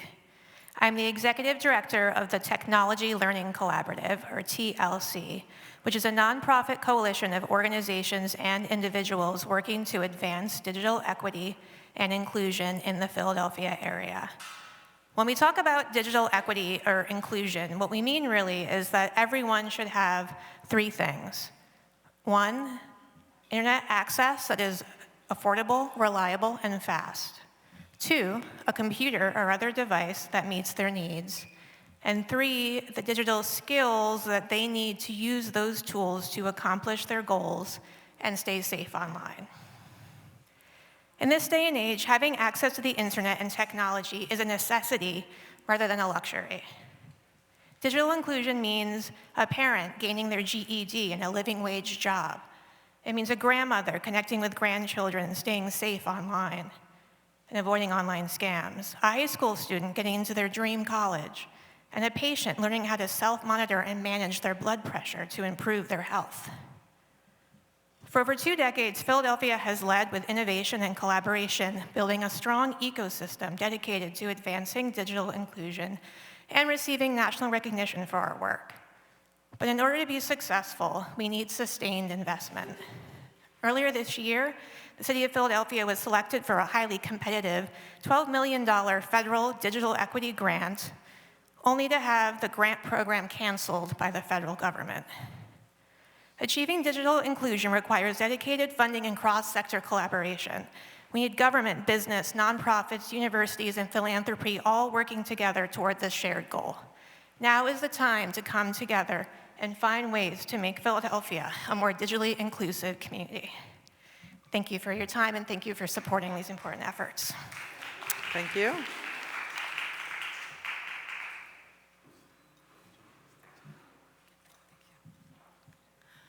Good morning. I am Esther Lee. I'm Esther Lee, Assistant Director of Community Engagement at Philadelphia Corporation for Aging. In my role, I have a great privilege to work with our senior centers, who are the cornerstones of community life of our older adults. Senior centers, they're providing more than services and programs at the center. They are a safe place, and they are a welcoming place for older adults who can come and enjoy the hot and nutritious meals together with others, and also they come to the center to engage in cultural activities and art classes. Also, senior centers, a lot of our members, when they come to the center, they find lifelong friendship at the center. According to a lot of data and research reports, senior centers reduce social isolation, but increase the physical health and then mental health of the participant of the senior center. In addition to that, I just want to give you more examples of their impacts in the community. In 2024, the fiscal year 2024, 1.6 million meals PCA provided to older adults, and 300,000 were served at the senior center. Today, I really would like to extend my deepest thanks to council members, Brooks and Orborg. Your friendship and support really allow us to enhance our senior centers and then the serving population in Philadelphia. And also, we are especially grateful that City Council is recognizing this impact through a resolution honoring Senior Center Month. September is Senior Center Month as well. So on behalf of PCA and older adults in Philadelphia, we really appreciate your dedication and support. Thank you. Thank you. Chair recognizes Councilmember Jones. Thank you so much, Madam Chair. Briefly, on this digital equity thing, Bridget Daniels hosted, along with a partnership of Comcast and others, the hoisting of a tower in near our district office at 59th and Market. It covers, its range will cover the 4th district and parts of the 3rd district. This is significant because that partnership gave away hundreds of laptops to men, women, children, seniors, single parents, parents that needed to get into that digital divide. What was said earlier was, in order for you to fill out a job application or get benefits, people don't use paper anymore. They want you to log in and do those things, which denies a lot of people who do not have access to the internet to a second-class citizenship. So I applaud what they're doing. That one tower is going to be 1 square mile of free internet service for every man, woman, and child. Excellent. It will be transformative. A kid doing their homework, a parent filling out an application. It is the kind of thing that moves us not into the future, but in the present. This is not George Jetson. It is today and needed. So I want to thank them for moving in that direction. I think it should be spread out over the city, in particular, communities of need. And I just think we have to, it's so many things going on. And it's hard for all of us to keep up with it. Yeah. But there's some things worth paying attention to, and that is one of them. Thank you, Madam Chair. Thank you. Thank you for very good information, Councilmember Jones. Thank you for the info. My name is Issa Pickett. I'm a seminary student and community organizer in Philly. The occupation of Washington, D.C. by the National Guard was presented as a solution to homelessness and crime. In Philadelphia, we are acutely aware of the effect over-policing has on these two issues. It's like adding kerosene to a fire. What happens when the president pulls the National Guard out of D.C.? The same conditions of poverty and inequality will remain. How can we show Washington that this is not a way to run a peaceful, prosperous city? Brooks's resolution is one way. But my mind also goes to Palestine. Does our commitment to the peace of civilian life extend internationally as well? The occupation of Gaza by Israeli troops ruptures civilian life. Half a million people right now are being forced to starve because of the very thing this bill seeks to condemn, occupation. Famine in Gaza has been declared by the Integrated Food Security Phase classification, and for 2 years, Gazans have faced the worst of occupation and death. These are people who live the same type of lives we live in Philadelphia. They worked, they studied, they worshiped, they dreamed of better lives for themselves and their families. As we hope to condemn the occupation of American cities by the National Guard, I hope Gaza and the international crimes committed by the Israeli military are in your mind as well. That brings me to the ask I have of the council to stop pouring kerosene on the fire. Philadelphia is a beautiful, strong city that I love, and we are capable of action, both nationally and internationally.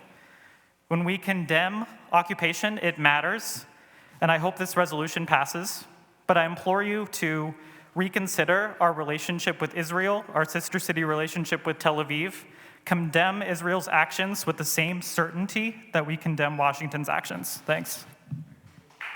Thank you.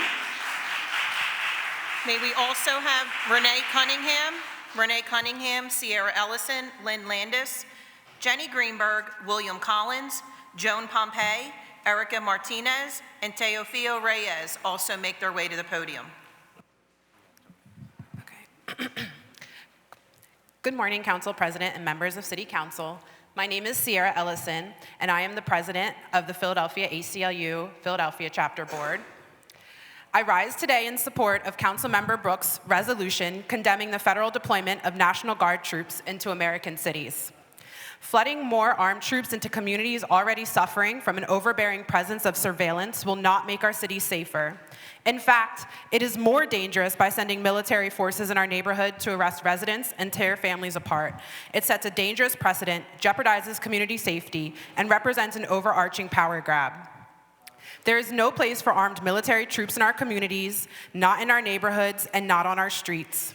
The idea of troops arresting residents and tearing families apart goes against everything this country is supposed to stand for. Here at home, U.S. military conduct is governed by strict constitutional limits. The administration risks shattering the safeguards that restrict the role of the military and civilian law enforcement and undermines centuries-old laws that are designed intentionally to keep armed forces off our streets.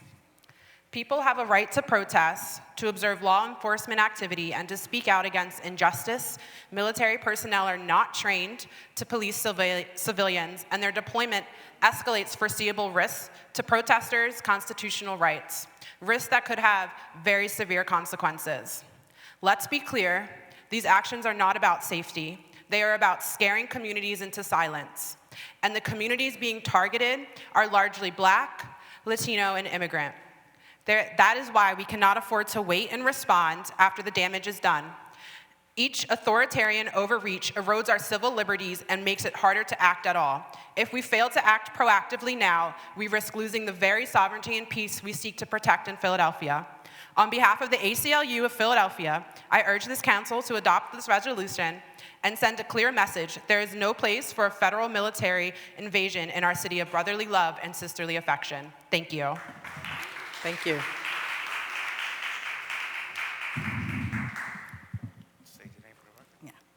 Good morning. I'm Lynn Landis of SafeStreetsPhilly.org. I'm opposed to both 250788 and 250373-A, as they are a continuation of City Council's policies that have failed to adequately protect the safety of residents, visitors, and businesses. Many Americans believe that President Trump has a legal right and responsibility to deploy the National Guard to cities that have for years, if not decades, violated the rights of their own citizens to public safety. These cities have flagrantly aided and abetted criminal individuals and organizations, including drug cartels, by weakening their own local laws and not enforcing state and federal laws. Their actions have resulted in tragic rates of violent crime, rampant theft, human trafficking, drug dealing, illegal immigration, and closed stores and businesses. Kensington and other parts of Philly are testimony to this continuing crisis. Making matters worse, City Council is now being asked to make it illegal for employers to even know the complete criminal background or even the current criminal status of potential employees. This violates an employer's right to know vital information they need to protect themselves, their employees, and their businesses. Besides, it is really a bad idea to help those with criminal backgrounds by violating the legal and constitutional rights of others. There are better, more legitimate ways City Council can help these individuals. Thank you.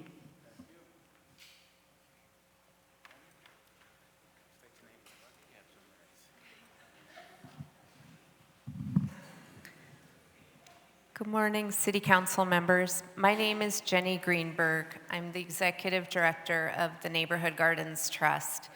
Thank you for the opportunity to speak today in support of Resolution 250751, which authorizes the Philadelphia Land Bank to dispose of 2 properties at the Peace Garden located at 20th and West Norris Streets. Neighborhood Gardens Trust is Philadelphia's land trust for the protection of community gardens and other shared green spaces. We've been able to acquire and preserve 54 gardens across the city, and we're thrilled to be working with New Jerusalem Now, the volunteers and neighbors who for over 20 years have been caring for the beautiful Peace Garden. It has flower beds, seating, a colorful mosaic. It's a place of beauty and inspiration for so many.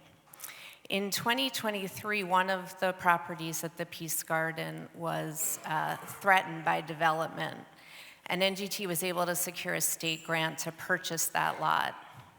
Thanks to the leadership of Councilmember Young, we're very excited to be able to preserve the rest of the garden and to support it for years and generations to come. Thank you. Thank you.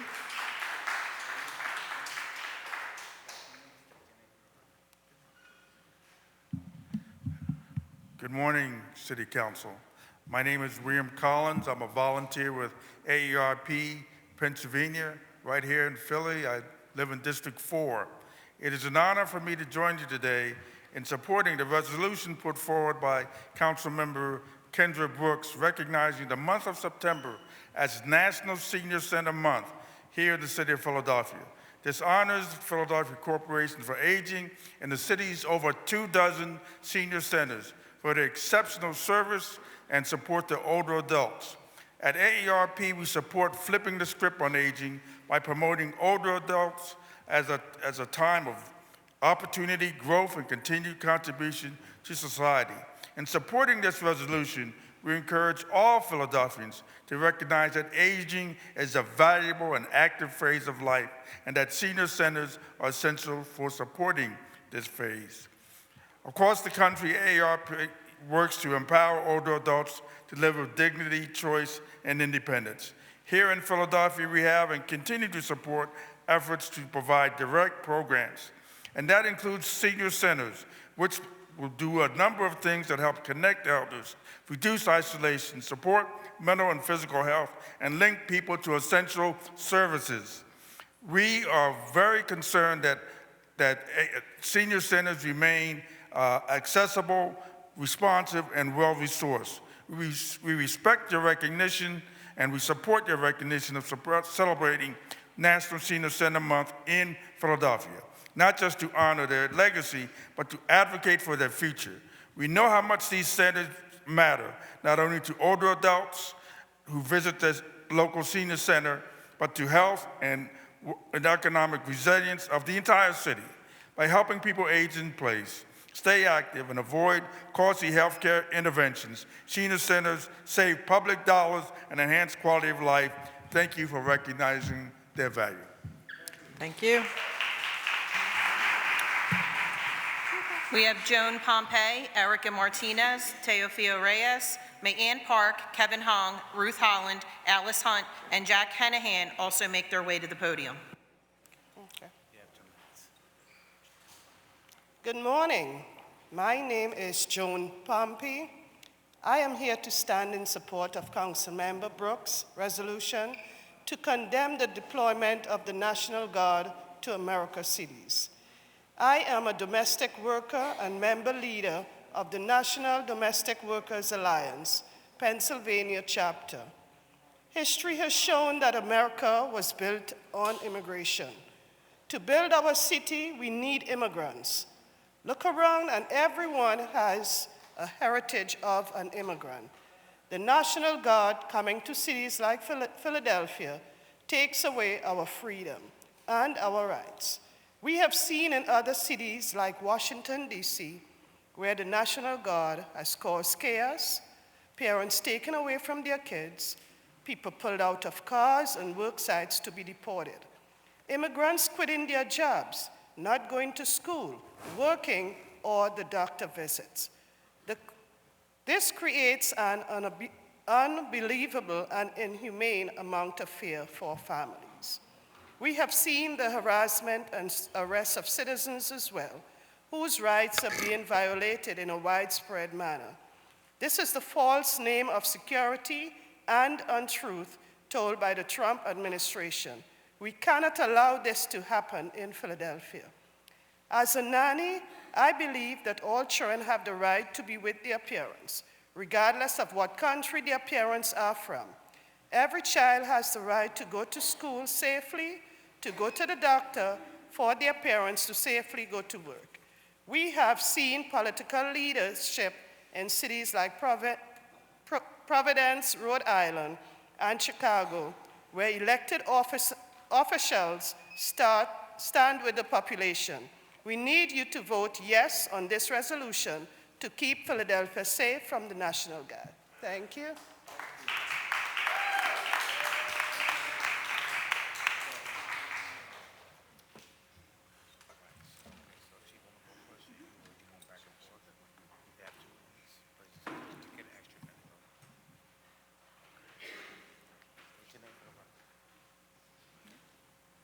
Buenos días, mi nombre es Erika, soy miembro organizadora del Comité de Trabajadores de Restaurantes. Estamos aquí para mostrar nuestro apoyo a la resolución presentada por la concejal Kendra Brooks para condenar el despliegue de la Guardia Nacional en ciudades estadounidenses.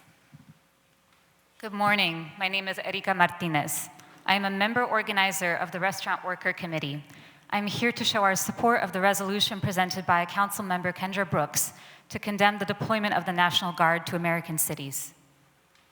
En muchos de nuestros países latinoamericanos hemos tenido a los militares en las calles por muchos años, en nombre de la seguridad y el orden.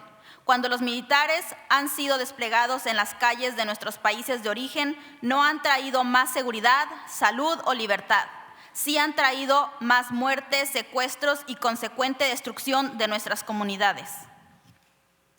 In many Latin American countries, we have had the military in our streets for many years in the name of security and order. When the military has been deployed to the streets in our countries of origin, it has not led to more safety, security, or freedom. It has led to death, kidnappings, and the resulting destruction of our communities. Nosotros no somos el enemigo de nuestros conciudadanos. Los trabajadores inmigrantes, al lado de otras familias trabajadoras, hemos trabajado para que hagan esta ciudad que funcione día a día. Quieren hacernos creer que Filadelfia es un desastre y que necesitamos la Guardia Nacional para establecer el control. No debemos permitirles que digan estas mentiras ni permitirles crear más crueldad y violencia que pueden hacer pedazos a nuestra ciudad. We are not the enemy of our fellow Philadelphians. Immigrant workers, along with other working families, do the jobs that make this city function day after day. They want to make us believe that Philadelphia is a disaster and that we need the National Guard to establish control. We must not permit them to tell these lies, nor allow them to create more cruelty and violence that can tear our city apart. Necesitamos estar por la calle sin miedo a que nos desaparezcan. Necesitamos ir a trabajar sin el miedo de ser arrestados. Necesitamos que voten sí a esta resolución y así proteger a nuestra ciudad de las mentiras y la violencia que traerá la Guardia Nacional a nuestras familias trabajadoras. We need to be able to walk our streets without fear of being disappeared. We need to be able to go to work without the fear of being arrested. We need you to vote yes to this resolution and protect our city from the lies and violence that the National Guard will bring to our working families.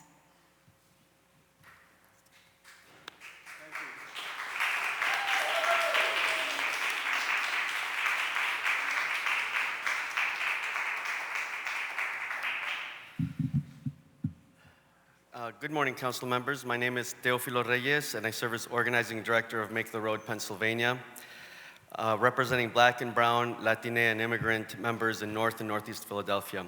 They will be directly impacted by any deployment of the National Guard. I also speak as a Philadelphia resident who has lived in Fairmount going on 2 decades, but I've witnessed firsthand the damage these types of deployments have already caused in other cities, and I'm here to speak in support of Councilmember Brooks' Resolution 250788. Since the Guard's arrival in Los Angeles and Washington, D.C., I've seen friends, including citizens born here in the United States, arrested because of their race or because they were speaking another language. This is not safety, this is intimidation. And as someone who speaks Spanish daily, I fear that I too could be unfairly targeted for nothing more than the language I use with my family and community. These deployments have created a pervasive climate of fear across the country, and they send a message that democracy is being suspended, that military force is going to replace civil governance. History shows us the danger of such misuse of emergency powers from Latin America to every continent around the world. Authoritarian leaders have declared false states of emergency to consolidate control, silence dissent, and erode civil liberties. We cannot allow those same tactics to take root here in Philadelphia. Chicago has successfully forestalled a federal invasion through the coordinated opposition of its residents and leaders, and we can do the same here. Our city does not need soldiers patrolling our neighborhoods. What we need is investment in community safety, in jobs, in housing, in education, and in services that strengthen, not suppress our people. I urge this council to condemn federal overreach and to stand firmly for the rights and dignities of all Philadelphians. This is an important first step in a coordinated opposition. Thank you so much.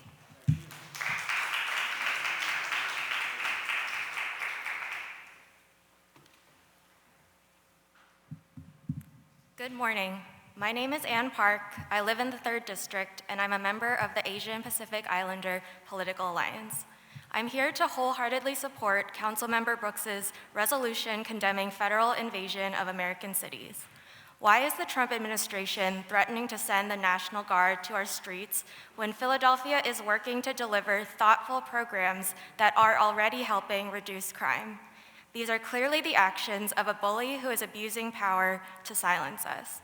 The fact that the military is being sent into cities to support ICE agents is also a frightening escalation of Trump's deportation agenda. ICE has already been terrorizing immigrant communities in Philadelphia, targeting people who look non-white or don't speak English. While doing Know Your Rights outreach at the Southeast Asian Market, I've heard directly from immigrant community members who feel afraid in public spaces. It's unacceptable that Philadelphians feel unsafe and intimidated in this way. I'm personally the child of Korean immigrants who came to this country because they believed so strongly in America's democratic freedoms. We need to take a stand now because we can't let threats of violence become the new norm. As your constituent, I want to know that the council members plan to face these federal invasions head on and are taking the responsibility of defending our democracy very seriously. I urge council to support this resolution. Thank you. We have Kevin Hong, Ruth Holland, Alice Hunt, Jack Hennahan. May Claudia Martinez, David Alexander Jenkins, and Jamie Gullen also make their way to the podium. Hi, my name is Kevin Hong. I live in the 1st District, and I'm also a member of Asian Pacific Islander Political Alliance. I'm here to voice support for Councilmember Brooks' resolution condemning Trump's deployment of the National Guard. Trump's agenda is to support ICE operations in cities where these troops are deployed. We've seen agents abduct people off the streets without identifying themselves, without presenting even bothering to obtain signed judicial warrants, deporting people to foreign countries they have zero relation to. They can only get away with this with wielding a threat of force, and he's given the game away. He's not deploying constitutional lawyers to support ICE. We've been doing what we can to make sure our neighbors know their rights, but Trump wants to escalate the force that ICE brings to every encounter. The administration wants to make us afraid to assert our rights. They want to make it so our rights don't matter. Now, unlike many of the people in this room, I haven't lived in Philly for very long, but I've learned that there's something special about this city and the people who live here.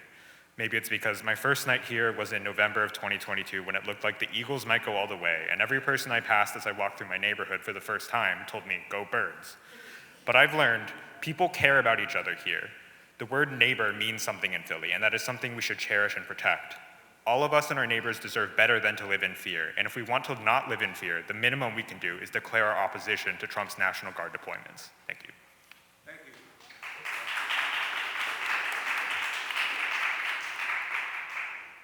Good morning, City Council. Thank you so much for supporting PCA and the senior centers. I am a member of a senior center.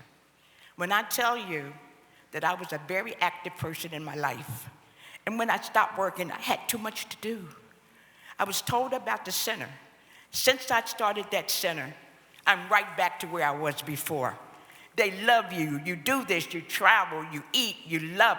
When someone dies, some people in the center don't have family. We become their family. Some people can't walk. We become their legs. Some people are not as well as I am.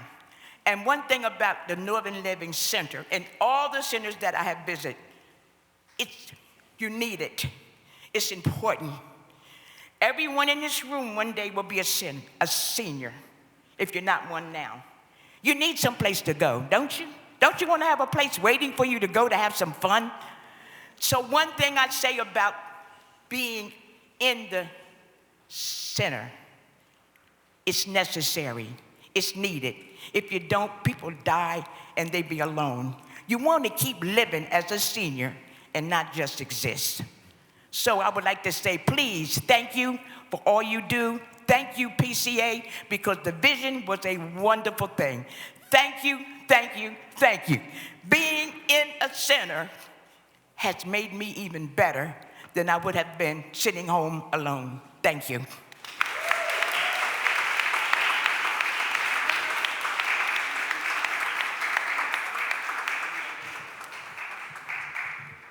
Good afternoon, City Council members.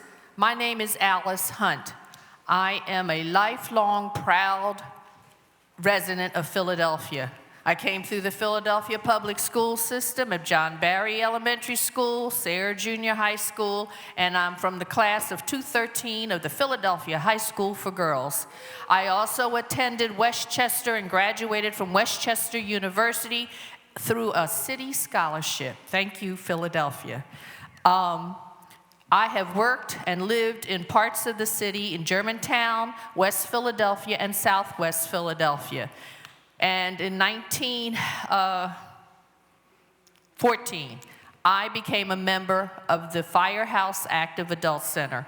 I first came to them under the Sunshine Older Adult Center, located at 58th and Walnut, the opportunity came for us to move over to 54th and Haverford at the Firehouse Adult Center. That is because of the efforts of Councilman Jones, former City Councilwoman Janie Blackwell, and the Philadelphia Corporation for Aging. Being a part of a senior center has been rewarding. I have learned so much. I've continued to do the active things that I tend to do in life. I'm a person that does not let any grass or moss grow under my feet. I'm always on the move. And I thank the Councilwoman Brooks for the resolution to recognize senior centers. They are very important. We get all types of activities, programming. We have people that present workshops, computer classes, phone technology classes, great lunches, and just a wonderful place to go to live, to grow, and to continue to be a part of this society, be a part of Philadelphia. Thank you, PCA, and go Birds.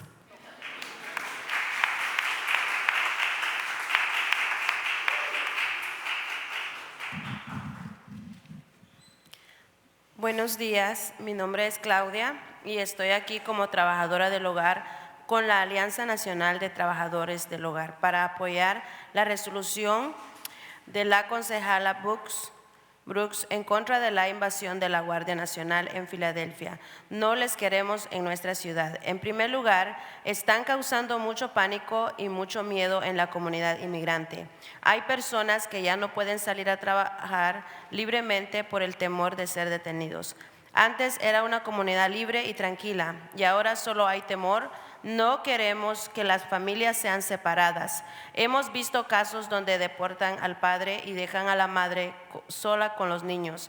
Ahora estoy ayudando a una madre que detuvieron a su esposo 5 días después del nacimiento de su bebé. Ella no pudo pagar la renta, entonces yo estoy ayudando con el hogar y todo lo que ella necesita. Yo les considero a los concejales como una base principal para proteger a la comunidad inmigrante en Filadelfia. Yo les exijo a los de ICE que paren las detenciones. Han causado mucho daño y no queremos deportaciones en nuestra ciudad. No deben andar enmascarados y que no violenten a las personas. Necesitamos justicia en favor de nosotros los inmigrantes. Solamente estamos en este país por mucha necesidad y porque queremos salir adelante. Apóyennos con su voto. Muchas gracias.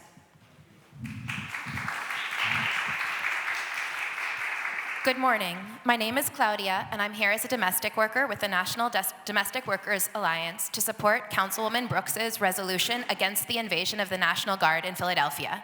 We don't want them in our city. First of all, this is already causing a lot of panic and fear in the immigrant community. There are people who can no longer go to work freely for fear of being detained. Before, we had a free and peaceful community, and now there is only fear. We don't want families to be separated. We have seen cases where they deport the father and leave the mother alone with the children. I am currently helping a mother whose husband was detained 5 days after the birth of her baby. She couldn't pay the rent, so I'm helping with giving her where to live and everything she needs. I consider council members to be a key foundation for protecting the immigrant community in Philadelphia. I demand that ICE stop the detentions. They have caused a lot of damage, and we don't want deportations in our city. They should not wear masks, and they should not use violence against people. We need justice for us immigrants. We are only in this country out of deep necessity and because we want to move forward in our lives. Please support us with your vote today. We have David Alexander Jenkins, Jamie Gullen, May William Thompson, Peter Ahn, Nicholas Cormack, Harry Wood, and Obona Hagins also make their way to the podium. Mr. President, members and guests, David Alexander Jenkins, and I rise in support of Resolution 250788. There is a thug-like behavior present in American politics today, a rotting of the core of democratic principles which has left us with a stench unbearable. At the federal, state, and yes, even local level, politicians have militarized and weaponized the people of these United States of America against themselves in violent and most disdainful violations of the law. You need look no further than beyond the rail that separates one from the gentlemen, men and women behind him, for this pervasive culture of parking lot politics and thug-like behavior in Philadelphia. And as we wait with bated breath for an acknowledgement and condemnation of its heinous nature, from those who lead us beyond, we do not comment on personnel matters. Where the silence is kept for a space, members, please allow me to relay my concern for your safety and the acknowledgement of the dignity you uphold and exemplify beyond the kindness which has been shown to you. My friends, our founding fathers in drafting the Constitution were explicit in their suspicion of standing armies imposed upon a free people. The Third Amendment, often overlooked, was born in the lived memory of foreign troops quartered in our towns without consent. The Passe Co Mutus Act of 1878 further codified this principle, restricting the use of federal military forces in civilian law enforcement. Together, these laws and precedents affirm that the defense of liberty lies in local governance, not in federal occupation. The Trump administration's deployment of National Guard into American cities without local consent violates the very letter of the law. It erodes the checks and balances meant to shield civil societies from executive overreach. It introduces federal troops is not to bring order. Nay, rather the very act brings nothing more than intimidation, which we recognize as the handmaiden of tyranny. Therefore, we shall not allow the President of the United States to place soldiers in the streets against the will of our local leaders. We will reject premises that liberty can be protected by the tools of coercion. It cannot. Our forebears were to reject that premise at Lexington and Concord, and we reject it now. Therefore, we stand with Councilmember Brooks in her condemnation of the Trump administration's unilateral deployment of the National Guard into U.S. cities without local consent as a grotesque overreach and threat to democracy and civil liberties. We shall make no room here for totalitarianism, and I urge you all to unanimously pass this resolution for the sake of our democracy and the society we are sworn to protect. I yield back.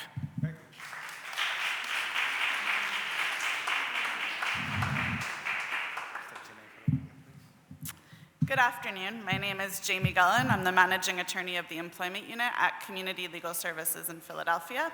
I'm here today to support bill number 250373, introduced by Councilmember Landau to make very critical amendments to Philadelphia's fair chance hiring law so that people with criminal records can have a fair shot at employment. I'd like to start by thanking Councilmember Landau and her team for their extraordinary work on this bill, bringing together a diverse group of individuals and organizations, from those with lived experience to the Chamber of Commerce to community-based groups and organized labor, to come together in support of this critical initiative. I mostly want to spend my short time here, though, thanking Community Legal Services clients who shared their experiences and stories with us and what needed reforms were necessary in order for them to be able to have a shot at employment, advancing their careers, and supporting themselves and their families. Our clients every single day, despite their work history, their credentials, their talents, their determination, face roadblock after roadblock as they seek employment because of old, irrelevant criminal records. And bill number 250373 makes the changes necessary for our clients to be able to show that they are more than what a piece of paper says about them. So thank you to Councilmember Landau, to all of City Council for being champions of fair chance hiring. And should this bill pass, Community Legal Services is here for the community to help people understand the new changes under the law and to assist people in clearing their criminal records and advocating for them to be able to work under this law. So thank you very much.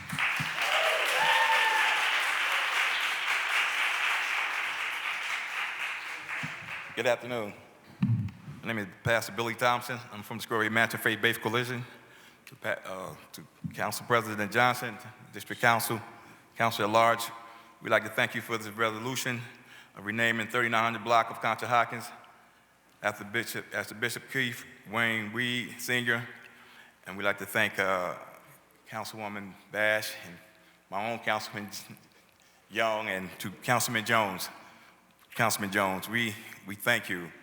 We thank you for being the engine behind making a dream come true, to make the impossible possible for a man and a family and a church and a community and to make he can see while he's alive.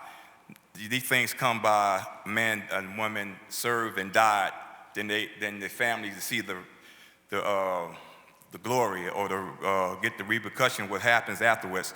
But you let this man here live and see and get his roses while he's alive, get his flowers while he's alive.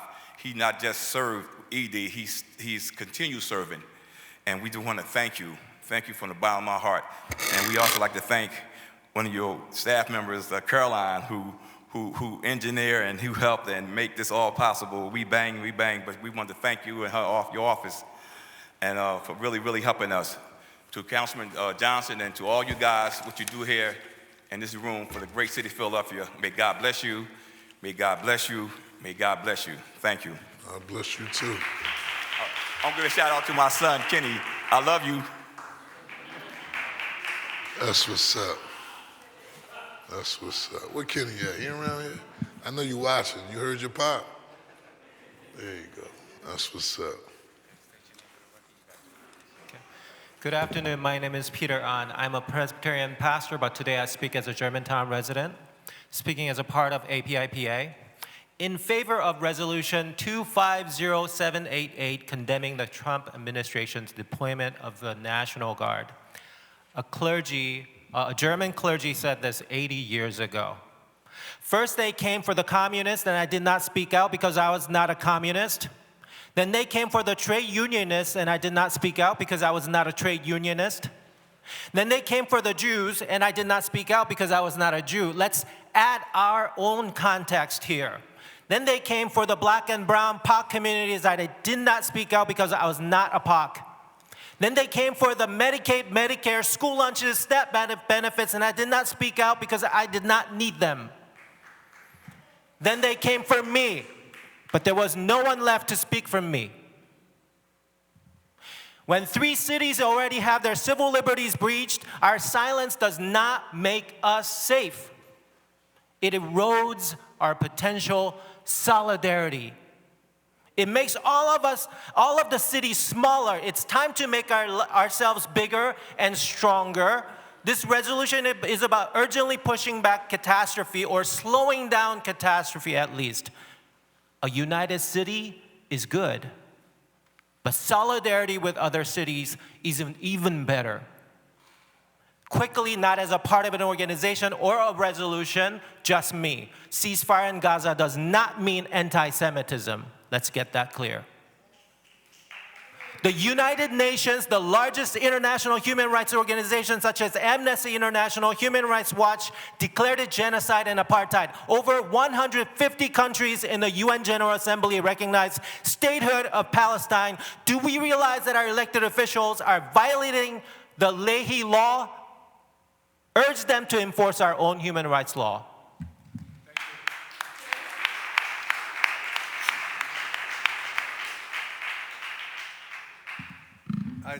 Hi, council members. My name is Nicholas Carmack. I'm truly happy to be here today.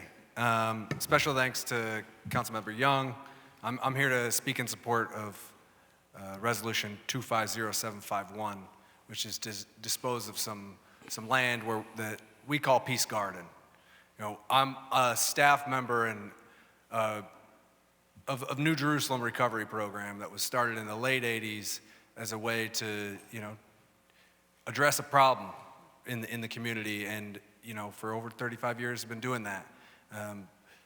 Our program is based in community, service, and spirituality.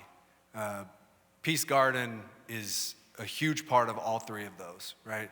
Having a green space to sit in for anybody who, like myself, who lives in North Philly knows that's not super common, right? So we're grateful to be able to have, for over 20 years, been taking care of Peace Garden and using it as a space for our residents to provide a service to the community. That we have daily community service in our program, and if if you've ever been by 20th and Norris, you'll see that there's a beautiful mosaic mural that was designed by our residents. But the biggest use of the space is really just the whole community. It's about 15 or 20 minutes to walk to the next park. So, you know, it's a small space, but it's an important space to us. It's an important space to the kids, to be able to have a space to sit, be shaded in the summer, and just a space to be in community together. So help us continue to help the community, and, you know, support 250-751. And thank you for your time.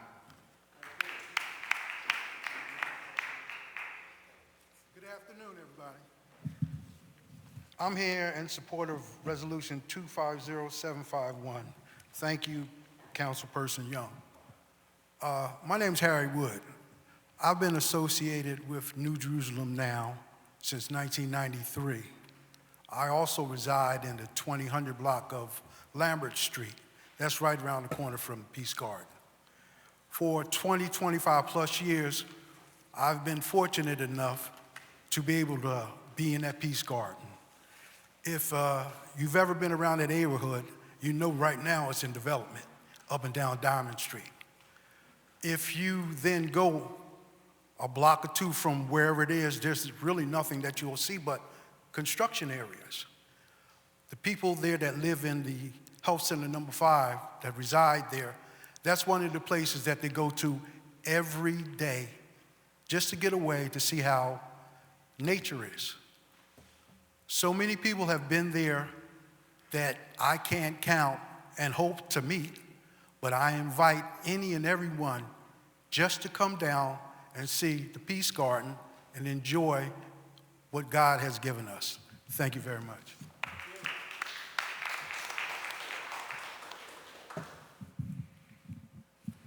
Obona Hagins, fourth generation chattel slavery survivor.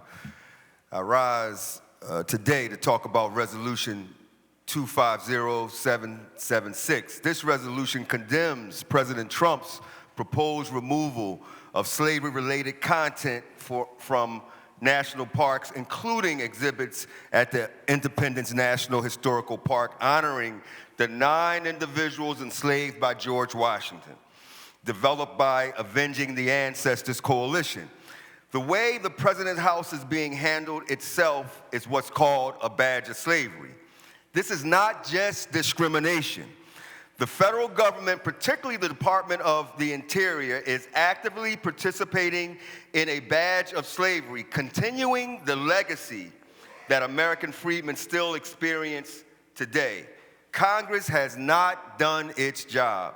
Until Congress fulfills its constitutional duty under the second section of the 13th Amendment to define the badges, vestiges, and incidents of slavery. What are the badges, vestiges, and incidents of slavery? American freedmen are only formally freed from 4 things: chattelization, forced labor without pay, restrictions on entering into contracts, and being able to testify against white people. Other than that, slavery still exists for the American freedmen. The school-to-prison pipeline, freedmen schools being underfunded compared to white schools, the devaluation of homes. These are all badges of slavery that Congress has to define and then abolish. Until these things are done, we're going to continue to have what's happening down at the Independence Mall. We're going to continue to have badges of slavery being replaced. Once one is gone, another one is there. And badges of slavery, in short, is racism. Racism has to be defined by Congress. And we've also spoken to our great congressman who's retiring, Dwight Evans. If you can use your influence, Council President, to talk to Congressman Dwight Evans as he's going out, to introduce this so that he can do what the Constitution says that should be done. Thank you very much. Obona Hagins, over and out. Council President, there are no further names for public comment. That concludes today's public comment period. We will now consider the bills and resolutions on the second reading and final passage of this calendar. Would the clerk please read the title of resolution number 250731? A resolution renaming the 2300 block of Snyder Avenue James Darrell Robinson Jr. Way in honor of James Little Darrell Robinson Jr., recognizing his contributions to Yesha Ministries and his community through his musical genius and artistic talents. Chair recognizes Councilmember Cindy Bass for a motion regarding resolution number 250731. Thank you, Mr. President. On your behalf, I move for the adoption. It has been moved and properly seconded that resolution number 250731 be adopted. All those in favor will signify by saying aye. Those opposed, the ayes have it. The motion is carried. The resolution is adopted. Would the clerk please read the title of resolution number 250732? A resolution renaming the 1900 block of South Street Dr. Beverly Wiley Way in honor of Reverend Dr. Beverly Wiley in recognition of her steadfast commitment to her church and dedicated service to the South Philadelphia community. Chair recognizes Councilmember Cindy Bass for a motion regarding resolution number 250732. Thank you, Mr. President. On your behalf, I move that resolution number 250732 be withdrawn. It has been moved and properly seconded that resolution number 250732 be withdrawn. All those in favor of the motion will signify by saying aye. Those opposed, the ayes have it. The motion is carried, and resolution number 250732 has been withdrawn. The clerk please read the title of resolution number 250733. A resolution renaming the 2000 block of Snyder Avenue Anton K. Moore Way in honor of Anton K. Moore's commitment to giving back to his community and empowering the youth of Philadelphia. Chair recognizes Councilmember Cindy Bass for a motion regarding resolution number 250733. Thank you, Mr. President. On your behalf, I move for the adoption of the resolution. It has been moved and properly seconded that resolution number 250733 be adopted. All those in favor of the motion will signify by saying aye. Those opposed, the ayes have it. The motion carries and the resolution is adopted. Would the clerk please read the title of resolution number 250751? A resolution authorizing the Philadelphia Land Bank to dispose of 2002 North 20th Street, 2007 Norris Street, located in the 5th Councilmanic District in accordance with the terms of Chapter 16-700 of the Philadelphia Code. Chair recognizes Councilmember Young for a motion regarding resolution number 250751. Thank you, Mr. President. I move for its adoption. It has been moved and properly seconded that resolution number 250751 be adopted. All those in favor of the motion will signify by saying aye. Those opposed, the ayes have it. The motion carries. The resolution is adopted. Would the clerk please read the title of resolution number 250755? 250775. 250775, excuse me. A resolution renaming the 2100 block of McClellan Street, Christine E. Thomas Way, in honor of Christine E. Thomas for her extraordinary service to her community and to the city of Philadelphia. The chair recognizes Councilmember Bass for a motion regarding resolution number 250775. Thank you, Mr. President. On your behalf, I move for the adoption of the resolution. It has been moved and properly seconded that resolution number 250775 be adopted. All those in favor of the motion will signify by saying aye. Those opposed, the ayes have it. The motion carries. The resolution is adopted. Council will be at ease.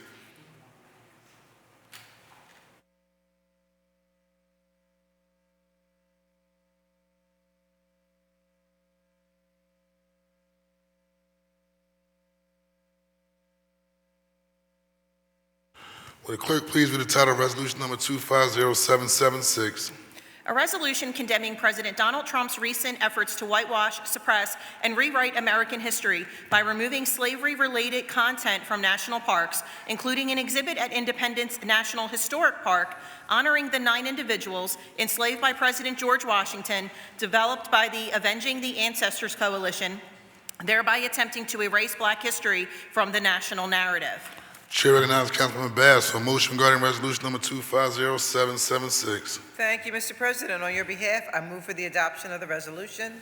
It has been moved and properly seconded that resolution number 250776 be adopted. All those in favor of the motion will signify by saying aye. Those opposed, the ayes have it. The motion carries. The resolution is adopted. Will the clerk please read the title of resolution number 250777? A resolution authorizing the Commissioner of Public Property to execute and deliver to the Philadelphia Redevelopment Authority deeds conveying fee simple title to 4152, 4154, 4200, 4202, 4204, 4220, 4227 Viola Street, 4153, 4157, 4205 Leedy Avenue, 1703, 1711 North 42nd Street, 1129, 1135, 1201, 1205, and 1207 North 41st Street in the 3rd Councilmatic District of the City of Philadelphia, and further authorizing the Philadelphia Redevelopment Authority to transfer to the Philadelphia Land Bank fee simple title to such properties pursuant to Section 16-405 of the Philadelphia Code. Chair recognizes Councilmember Bass for a motion regarding resolution number 250777. Thank you, Mr. President. I move for the adoption of the resolution. It has been moved and properly seconded that resolution number 250777 be adopted. All those in favor of the motion will signify by saying aye. Those opposed, the ayes have it. The motion carries. The resolution is adopted. Would the clerk please read the title of resolution number 250779? A resolution authorizing the Philadelphia Land Bank to dispose of 4947 through 49, 4951, 4953, 4955, 4957, 4967, 4969 through 73, 4979, 4981, 4983, 4985, 4987, 4989, 4989 and a half, 4991, 4991 and a half West Girard Avenue located in the 4th Councilmatic District in accordance with the terms of Chapter 16-700 of the Philadelphia Code. Chair recognizes Councilman Jones for a motion regarding resolution number 250779. Thank you, Mr. President. I move for its adoption. It has been moved and properly seconded that resolution number 250779 be adopted. All those in favor of the motion will signify by saying aye. Those opposed, the ayes have it. The motion carries. The resolution is adopted. Would the clerk please read the title of resolution number 250780? A resolution renaming the 3900 block of Conshohocken Avenue Bishop Keith Reed Way to honor Bishop Keith W. Reed Sr. for his incredible work as a preacher, teacher, lecturer, and counselor. Chair recognizes Councilman Jones for a motion regarding resolution number 250780. Thank you, Mr. President. I move for its adoption. Is there a second? It has been moved and properly seconded that resolution number 250780 be adopted. All those in favor of the motion will signify by saying aye. Those opposed, the ayes have it, and the motion carries. The resolution is adopted.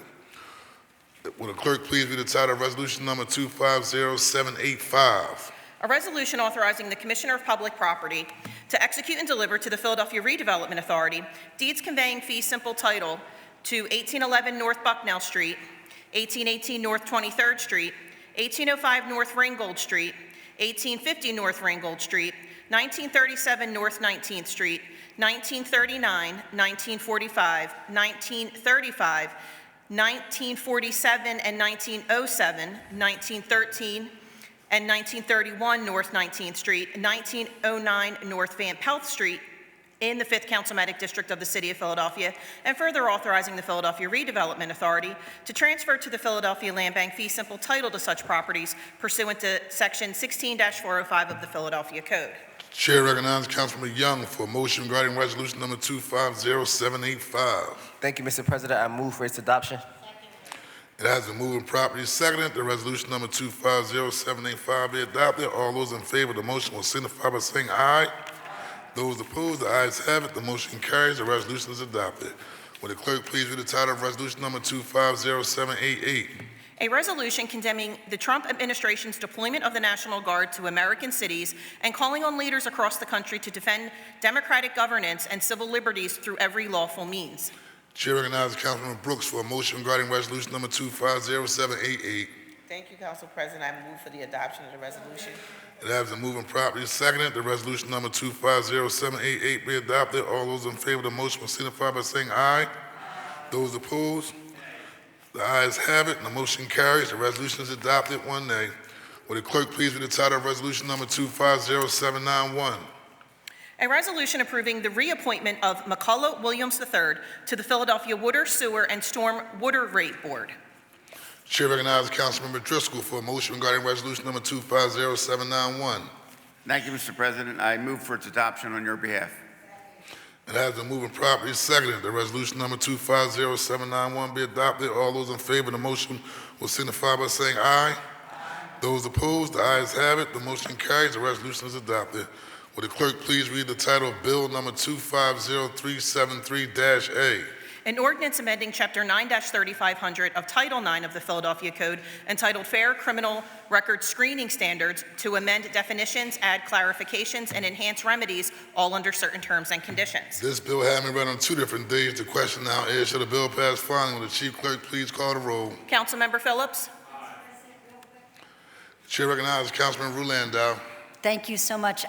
Thank you, Council President. I'd like to say something real quick before the vote. First, thank you to all the partners who helped shape these amendments, including Community Legal Services, the Chamber of Commerce, and many others. I want to clarify something as it relates to summary records, that this legislation brings us into line with existing state law, including the law regarding consideration of non-traffic summary offenses under CHRIA, C-H-R-I-A. Thank you. Thank you. Will the chief clerk please reset and call the roll? Councilmember Phillips. Aye. Councilmember Jones. Aye. Councilmember Landau. Aye. Councilmember Lasada. Aye. Councilmember Young. Aye. Councilmember Brooks. Aye. Councilmember Harity. Aye. Councilmember Driscoll. Aye. Councilmember O'Neill. Aye. Councilmember Squilla. Aye. Councilmember Bass. Aye.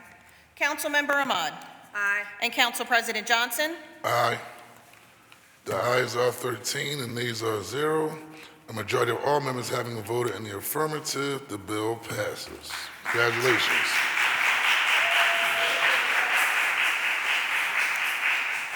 Will the clerk please read any additional resolutions on today's calendar? A privileged resolution recognizing and supporting Philadelphia Med Week, October 6th through October 10th, 2025, during which the city will provide critical information, resources, opportunities, and inspiration to the business community, introduced by Councilmember Jones. Chair recognizes Councilmember Jones for a motion on the resolution. If I may be recognized briefly about this particular resolution. Chair recognizes Councilmember Jones. Thank you, Mr. President. Colleagues, I've introduced this resolution since I came to City Council in '08. It is different this year for reasons I clearly understand, that the bully in DC has put the metaphorical gun to the city of Philadelphia's head and said, you must erase, you must change, you must recognize there's a new world order. That's the only way I can put it. And in order for us not to be at risk, and I won't say the particulars, almost $2 billion worth of resources that help people and citizens, we've had to alter and two-step around this guy.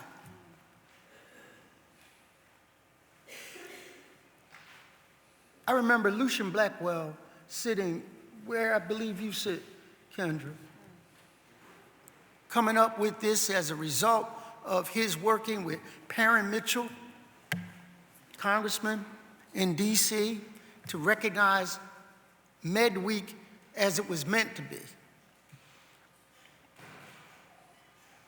And now, here we are, we're going to do some good things with it, because a rose by any other name is still a rose, and we're going to get it done.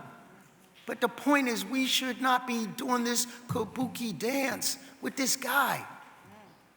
He's a bully, as people have said all day, as your resolution suggests. And if you, the one thing, you from South Philly, I'm from West Philly. One thing about a bully, he start taking your lunch early in the school year, you're gonna be on the Jenny Craig diet all year. He ain't gonna stop. So we have to, as we move forward as a body, as a city, consider how far are we gonna back up? At what point we draw the line? At what point do we say enough is enough? We elected you. We are your employers. You need to be considerate that the customer is always right. And so I move for the adoption of this resolution. One small point of information. We didn't vote for him. Heard that. But thank you, Member Jones. In all seriousness, I do understand the complexity of the issue that we're dealing with, and most importantly, standing strong in the face of adversity. It has been moved and properly seconded that the resolution be adopted. All those in favor signify by saying aye. Those opposed, the ayes have it, and the resolution is adopted. Will the Chief Clerk please read the title of the next resolution? A privileged resolution recognizing, congratulating, and celebrating Valley Youth House on the distinguished occasion of its 20th anniversary in Philadelphia, passionately serving young individuals to help them achieve their full potential by providing essential services like counseling, housing support, community connections, and life training skills, introduced by Councilmember Landau. Chair recognizes Councilman Ru Landau. Thank you, Council President. I move for the adoption of the resolution. It has been moved and properly seconded that the resolution be adopted. All those in favor will signify by saying aye. Those opposed, the ayes have it, and the resolution is adopted. Will the Chief Clerk please read the title of the next resolution?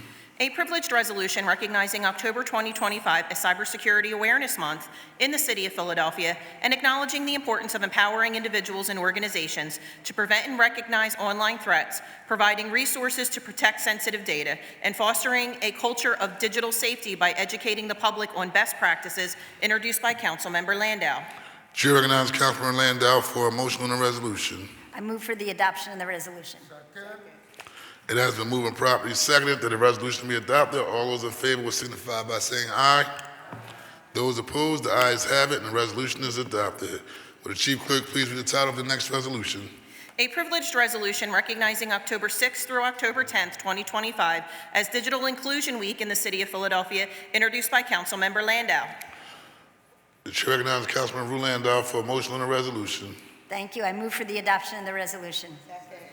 It has been moved and properly seconded that the resolution be adopted. All those in favor will signify by saying aye. Those opposed, the ayes have it, and the resolution is adopted.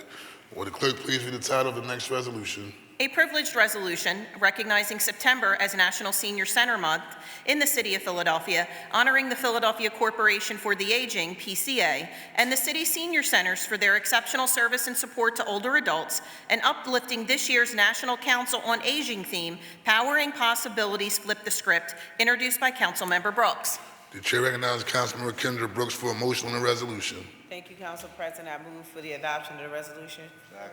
It has been moved and properly seconded that the resolution be adopted. All those in favor will signify by saying aye. All those in favor will signify by saying aye. Those opposed, the ayes have it, and the resolution is adopted. Will the clerk please read the title of the next resolution? A privileged resolution honoring and recognizing the life and legacy of Philadelphia Flyers goaltender and Hockey Hall of Famer Bernie Parent on the occasion of his passing for his outstanding contributions to the sport of hockey and the Philadelphia community, introduced by Councilmember Squilla on behalf of Council President Johnson. Chair recognizes Councilmember Mark Squilla. Thank you, Mr. President. I move for the adoption of the resolution. It has been moved and properly seconded that the resolution is adopted. All those in favor will signify by saying aye. Those opposed? All those in favor will signify by saying aye. Any opposed? The ayes have it, and the resolution is adopted. Will the clerk please read the title of the next resolution? A privileged resolution designating the week of Sunday, October 12th through Saturday, October 18th, 2025 as Italian American Heritage Week in the City of Philadelphia.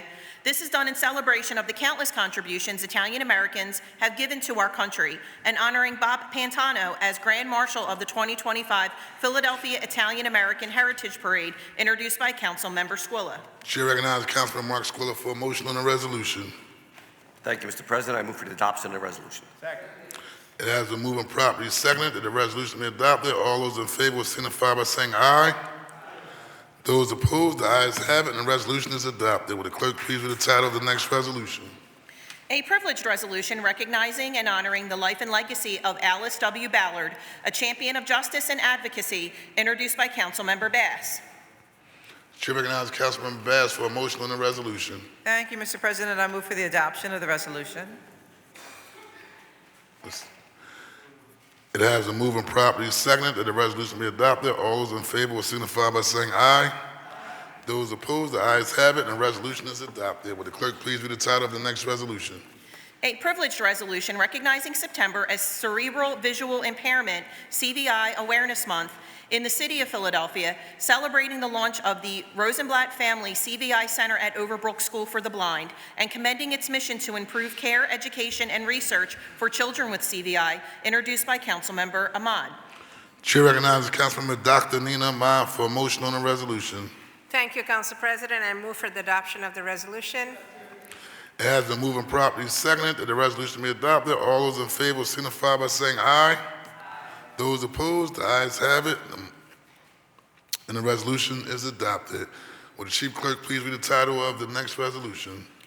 A privileged resolution recognizing October as Vision Awareness Month in the city of Philadelphia and honoring the Overbrook School for the Blind's leadership in advancing education, technology, and access for individuals who are blind or visually impaired, introduced by Councilmember Ahmad. Chair recognizes Councilmember Dr. Nina Ahmad for a motion on the resolution. Thank you, Council President. I move for the adoption of the resolution.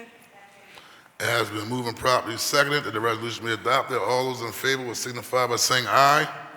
Those opposed, the ayes have it, and the resolution is adopted. Will the clerk please read the title of the next resolution? Council President, there are no further resolutions in my possession. That completes our calendar for today. Are there any brief speeches on the behalf of the minority? Chair recognizes Councilmember Kendra Brooks. Thank you, Council President. I don't know how brief it is, but I do have a speech. Today, I introduce a resolution recognizing September as the National Senior Month in our city. Philadelphia can and should be a wonderful place for people to grow older. Here in the city, we have over 24 senior centers that serve as hubs for creativity, social connection, health, and independence for thousands of Philadelphia seniors. These city investments are crucial for working families with aging relatives and make it possible for Philadelphia neighborhoods to be vibrant, intergenerational communities. And I want to thank the Philadelphia Corporation for Aging for their ongoing work to make sure seniors feel seen and valued in our city. Last week, I introduced a resolution condemning the deployment of the National Guard in American cities, and I want to thank everyone who spoke today in support of the resolution. I've heard from many of you over the last year about the Trump administration and how his policies are affecting you. I know how many of you would like to see the city set up its efforts to push back. Here in Philadelphia, we are known for standing up for our rights, and we don't like people telling us what to do and what our city needs. We take care of our own. This is why I am concerned about the city's current approach. It's why I'm holding hearings on the federal tax on reproductive rights. That's why I introduced a resolution today. How to protect this city will be one of my focuses this fall. Throughout my first term, we put resources on our city website, pursued aggressive legal strategy, and passed laws to protect people from federal tax, and I don't see that now. In his second term, Trump is ramping up his efforts to intimidate and silence people in cities. What we do in this moment will be judged by history, and people want to see us do more. We need to be more outspoken because it's the right thing to do, and because it's the best way to keep us safe from his administration. It's how we stop Trump from turning his short attention span to us. Look at what other cities are doing. We saw in Chicago that both Brandon Johnson and Governor J.B. Pritzker spoke out against the deployment of the National Guard, and they made it clear that Chicagoans do not want federal troops or armored vehicles in their neighborhoods. The city communicated directly with their residents and did not hide from Trump. As a result, Trump backed off. That didn't happen because they were silent and refused to address Trump. In Collin counties, Philadelphia commissioners are proactively holding Heights accountable with their power and in the courts. We need to do the same thing here in Philly. We can't surrender control of our city to federal authorities who are trampling people's rights and undermining our democracy. Whether it's mass agents or Trump threatening to deploy out-state National Guardsmen, we must be ready to send a clear message. We will protect Philadelphians. Thank you so much, Council President. You're welcome. Any brief speeches on behalf of the majority? Chair recognizes Councilman Dr. Anthony Phillips. Thank you, Council President, and greetings to colleagues, most importantly to our neighbors in Philadelphia. In our office, the days are gone when we refer to people as constituents. We like to refer to our folks as neighbors. That word carries weight. So we speak in the significance of a village and reflects the truth that Philadelphia is not just one city, it is a city of neighborhoods bound together by the shared one Philly ideal. So our neighbors and blocks are filled with proud laborers, teachers, doctors, lawyers, sanitation workers, longshoremen, and most importantly, our youngest Philadelphians are our seniors. It is for them that I stand here today to introduce this legislation that was introduced today around drug paraphernalia. We're tired of seeing these drug paraphernalia stores pop up in our communities. For the most part, they are not permitted in neighborhoods across the city. Yet under current law, there remains one outdated loophole. Sales are technically allowed in I-3 heavy industrial districts. This ordinance eliminates the allowance and aligns industrial zoning with the rest of our code. The message is clear. Drug paraphernalia stores are not permitted use anywhere in Philadelphia without community buy-in. This is only the first step that we're doing to work closely with the administration, planning development, and the law department to identify additional ways to ensure that drug paraphernalia stores and smoke shops cannot slip into our neighborhoods without responsibility, without accountability, and without buy-in from our neighbors who live here. Our neighbors are our communities, and they deserve better. The city was built on the power of small businesses, responsible businesses that empower, employ, and enrich our communities. That's the model we want to uplift. Finally, as we talk about neighborhoods and the future of our city, I want to highlight an event focused on the future of our city, our young people. This Saturday, September the 27th, in partnership with Councilmember Isaiah Thomas, the School District of Philadelphia, Philadelphia Youth Basketball, Influencing Action Movement, Teen Sharp, we are proud to present Philly After School Hype, the largest out-of-school time fair in Philadelphia, which is going to be in Councilmember Jones's area. He has another citywide amazing facility in this Allen Horwitz Six-Man Center located at 4250 Wissahickon Avenue from 11 a.m. to 3 p.m. There will be over 100 youth-focused city resources, workshops, free food, giveaways, and opportunities to connect. So a flyer with full details is at each member's desk. Again, we'll see you all for Philly After School Hike. Get your kids involved with an after-school program, a youth program. We have 100 youth organizations, literally youth organizations there from 11 to 3 at 4250 Wissahickon Avenue. Thank you, Council President. Thank you. Six-man center in your district, Member Jones? You on the flyer? Are you on the flyer as a partner? Be on the flyer out? I was just checking, sir. The chair recognizes Councilmember Curtis Jones. It's all right. Listen, I wasn't on the resolution for the School to Blind. It's 2 blocks from me. It's all right. These are citywide assets. Citywide assets. So Wait, we all good. Say it again. Citywide assets. Which one you wasn't on, sir? We gotta have a protocol talk. Member Jones. I'm gonna be brief. I had the opportunity to hear the maiden show of a communicator who used to bless these airwaves, these hallways, and Ernest Owens' show. And he had the first guest was Morgan Cephas. So I listened in, and he's entertaining as ever on the Saturday slot. But he said something that I'm gonna push back gently on. He said we were boring. What? He said we no longer had the zest. We have the great Denise Clay. Wait. Yeah, I know. He said we don't have the zest that Lucian Blackwell once had. John Street fighting on the floor. I said because we get stuff done in the hallway and before council. And you gotta work with us on that.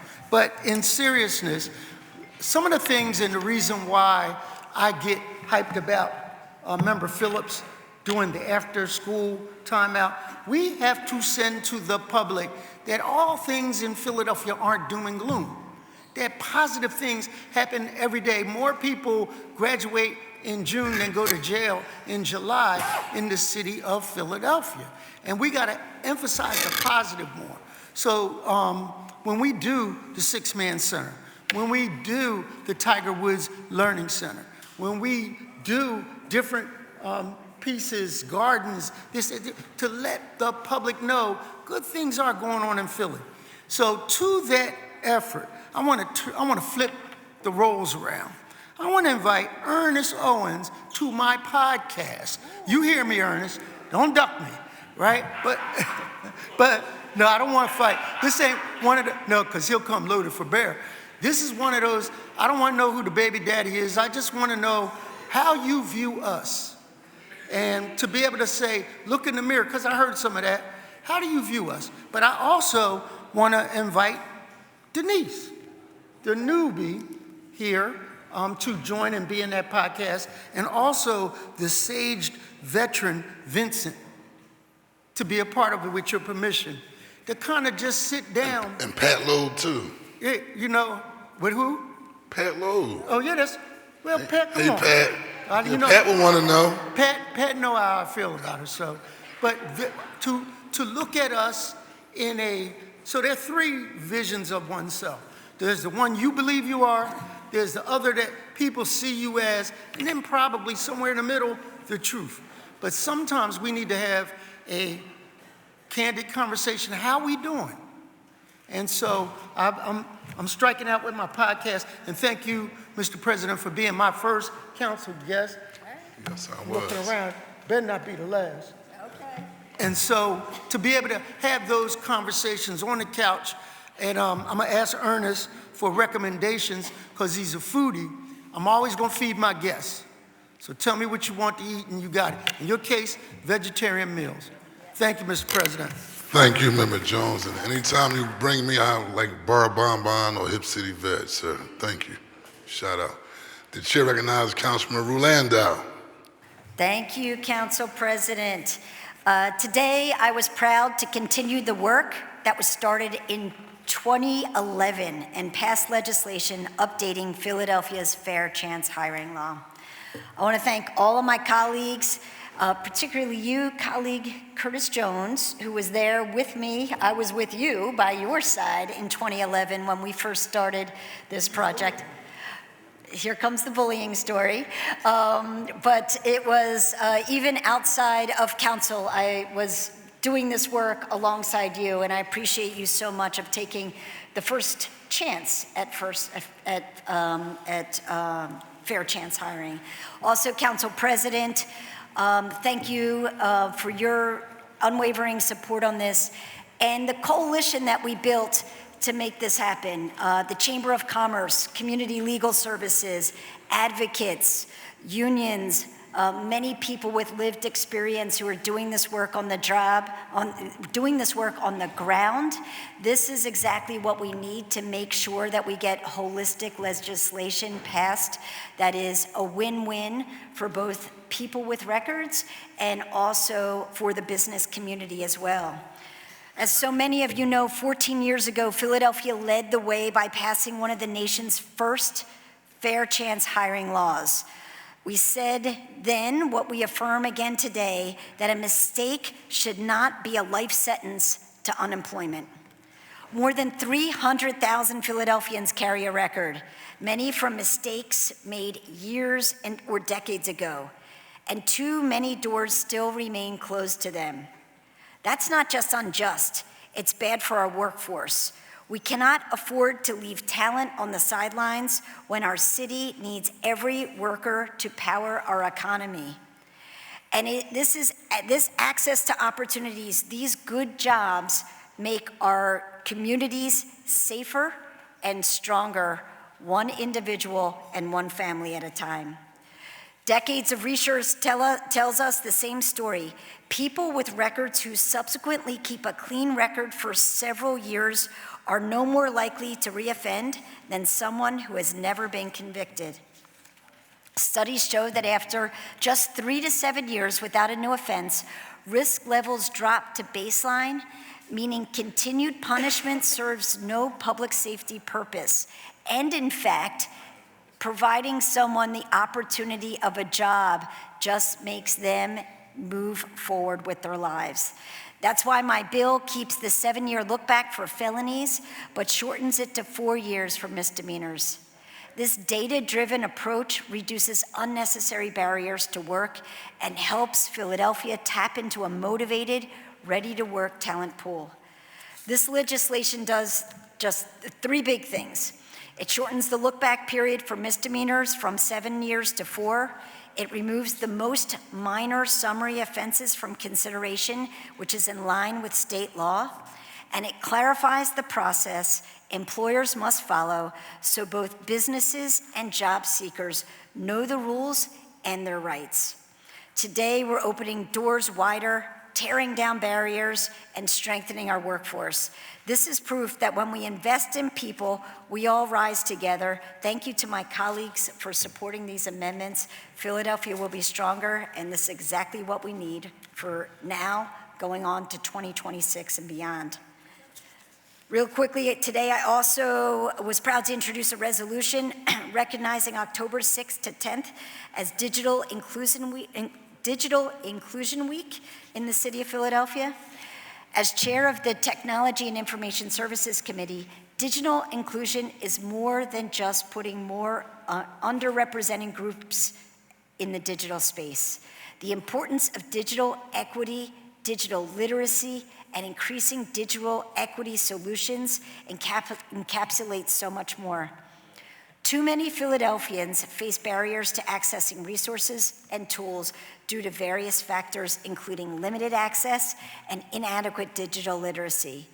In order to live, learn, and work, digital inclusion must be a part of creating a better Philadelphia for all.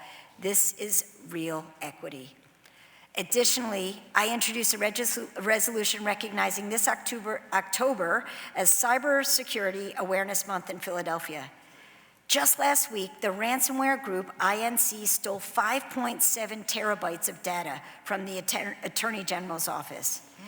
In 2019, the city of Baltimore fell victim to a ransomware attack. Its servers largely compromised by a variant of ransomware. Data privacy is a massive concern for our city and consumers, and lack thereof puts Philadelphians at risk. Please use this month as a reminder to stay alert, update your passwords, and enable protections. Don't let phishing scams disrupt your organization or put your personal data at risk. Thank you all so much. Appreciate you. Thank you. The chair recognizes Councilmember Deputy Whip Cindy Bass. Thank you, Mr. President. Well, today we recognize PAN and the Playing It Safe in the AIF initiative, a powerful example of what happens when a community comes together to prioritize safety, trust, and healing. But I also wanted to give a special thanks and shout out to the advisory councils of those rec centers because, listen, as a district council member, I know I can't do anything without the advisory councils who are and have been boots on the ground as well. And so them working in conjunction with PAN and working in conjunction with the leadership at our recreation centers, which include Jerome Brown, Happy Hollow, Lonnie Young, and Belfield. And under the direction of the totally awesome Susan Slauson, who's the chair, who is the leader of Philadelphia Parks and Recreation. So I wanted to give that additional shout out to those folks who are really working with PAN and with our office to really make our recreation centers safe. I also wanted to make mention that today I introduced a resolution to honor the extraordinary life and legacy of Alice W. Ballard, a trailblazing civil rights attorney, fierce advocate for justice, gifted musician, and devoted Philadelphian. And for over 5 decades, Alice fought tirelessly for workers, women, and equality, breaking barriers in courtrooms and uplifting voices in our communities. Whether through landmark legal victories or sharing her gift of music, Alice inspired everyone she touched with wisdom, compassion, and courage. We are forever grateful for her impact, and we extend our heartfelt condolences to her family and celebrate a life so powerfully lived. Thank you, Mr. President. You're welcome. Councilmember Jeffrey J. Young. Thank you, Mr. President. Today, we passed resolution number 250751, transferring land to the Neighborhood Gardens Trust in the heart of North Philadelphia in the 32nd Ward. This land has been open space at 20th and Norris for a very long time, as was mentioned today, over 20 years. So today marks a win for the community. When we talk about open spaces and preserving open spaces, we have to talk about why it's their importance. It creates a sense of community. This is a place where residents have gone to gather, eat meals, connect with one another. These public spaces bring us all outside to really be neighbors, and that's what this garden has done in this community. So I definitely want to thank the Neighborhood Gardens Trust, the residents of that community in the 32nd Ward for the advocacy. And we have to remember that preserving open spaces and community parks like this create safer communities. Communities love their open spaces, and so we're going to continue to work in the 5th District to improve the quality of life of the residents by preserving open spaces, by creating safer communities. And so again, I want to thank the advocates for their tireless efforts in preserving this garden for that community. And Mr. President, I also want to mention that during Minority Enterprise Development Week, on October 6th, we will be having a nonprofit workshop. And this nonprofit workshop is entitled From Idea to Impact, Nonprofit Growth Workshops, co-sponsored by Councilmember Kendra Brooks, the Philadelphia Community College, the Philadelphia Barrister Association, Philly VIP, JEVS, and our Commerce Department on October 6th from 12 to 3 p.m. at Community College in the Bunnell Auditorium. Again, that is October 6th from 12 to 3 in the Bunnell Auditorium. If you're a nonprofit, if you are looking to start a nonprofit, if you are on a board of a nonprofit, if you don't know what a nonprofit is, please come out to this workshop to have an idea on how you can improve your community and give back at the same time. So thank you, Mr. President. Thank you, Member Young. And isn't that in partnership with Member Brooks as well? Yes, Mr. President. Good job. And the chair recognizes Councilman Ketty Lozada. Thank you, Council President. I'll be brief. Last week, we passed a resolution recognizing Hispanic Heritage Month as being between October 15th or September 15th and October 15th. And as Latinos organize events throughout the course of that month, just to share their contributions, Puerto Ricans are doing the same this weekend. And so I invite everyone to come learn about our contributions, our vibrant music, and our art at 3 events. The first event starts tonight with the Puerto Rican Festival Mass at the Cathedral of St. Peter and Paul at 17th and the Parkway. Tomorrow we are celebrating with the flag raising ceremony here on the plaza. Everyone is invited to join us, followed by lunch in the Conversation Hall at 12 o'clock in the afternoon. And then on Sunday, I invite everyone to join Concilio, who is the host of the Puerto Rican Day Parade at Logan Square, beginning at 12 p.m. and immediately after Salsa Fest, which will happen on 4th and Lehigh. I invite everyone to come. The best time for electeds would be around 4 p.m. And I want to take the opportunity to say thank you to my fellow electeds who represent the community in the 7th Council District, Senator Tina Tartaglione, Representative Jose Jarrell, Representative Danilo Burgos, and community partners who we can't do this work without, Impact Services, Liuna, and Coca-Cola, amongst others. Hopefully this event will bring together around 12,000 people, and in the past we've seen no incidents occur, and so I'm really excited about being able to continue those efforts. Thank you. The chair recognizes, as there are no more speeches, the chair recognizes Councilmember Cindy Bass for a motion to adjourn. Thank you, Mr. President. I move that council stand adjourned until Thursday, October 9th, 2025 at 10 a.m. It has been moved and properly seconded that this council stand adjourned until Thursday, October the 9th, 2025 at 10 a.m. All those in favor will signify by saying aye. Those opposed, the ayes have it. The motion carries. Thank you all very much.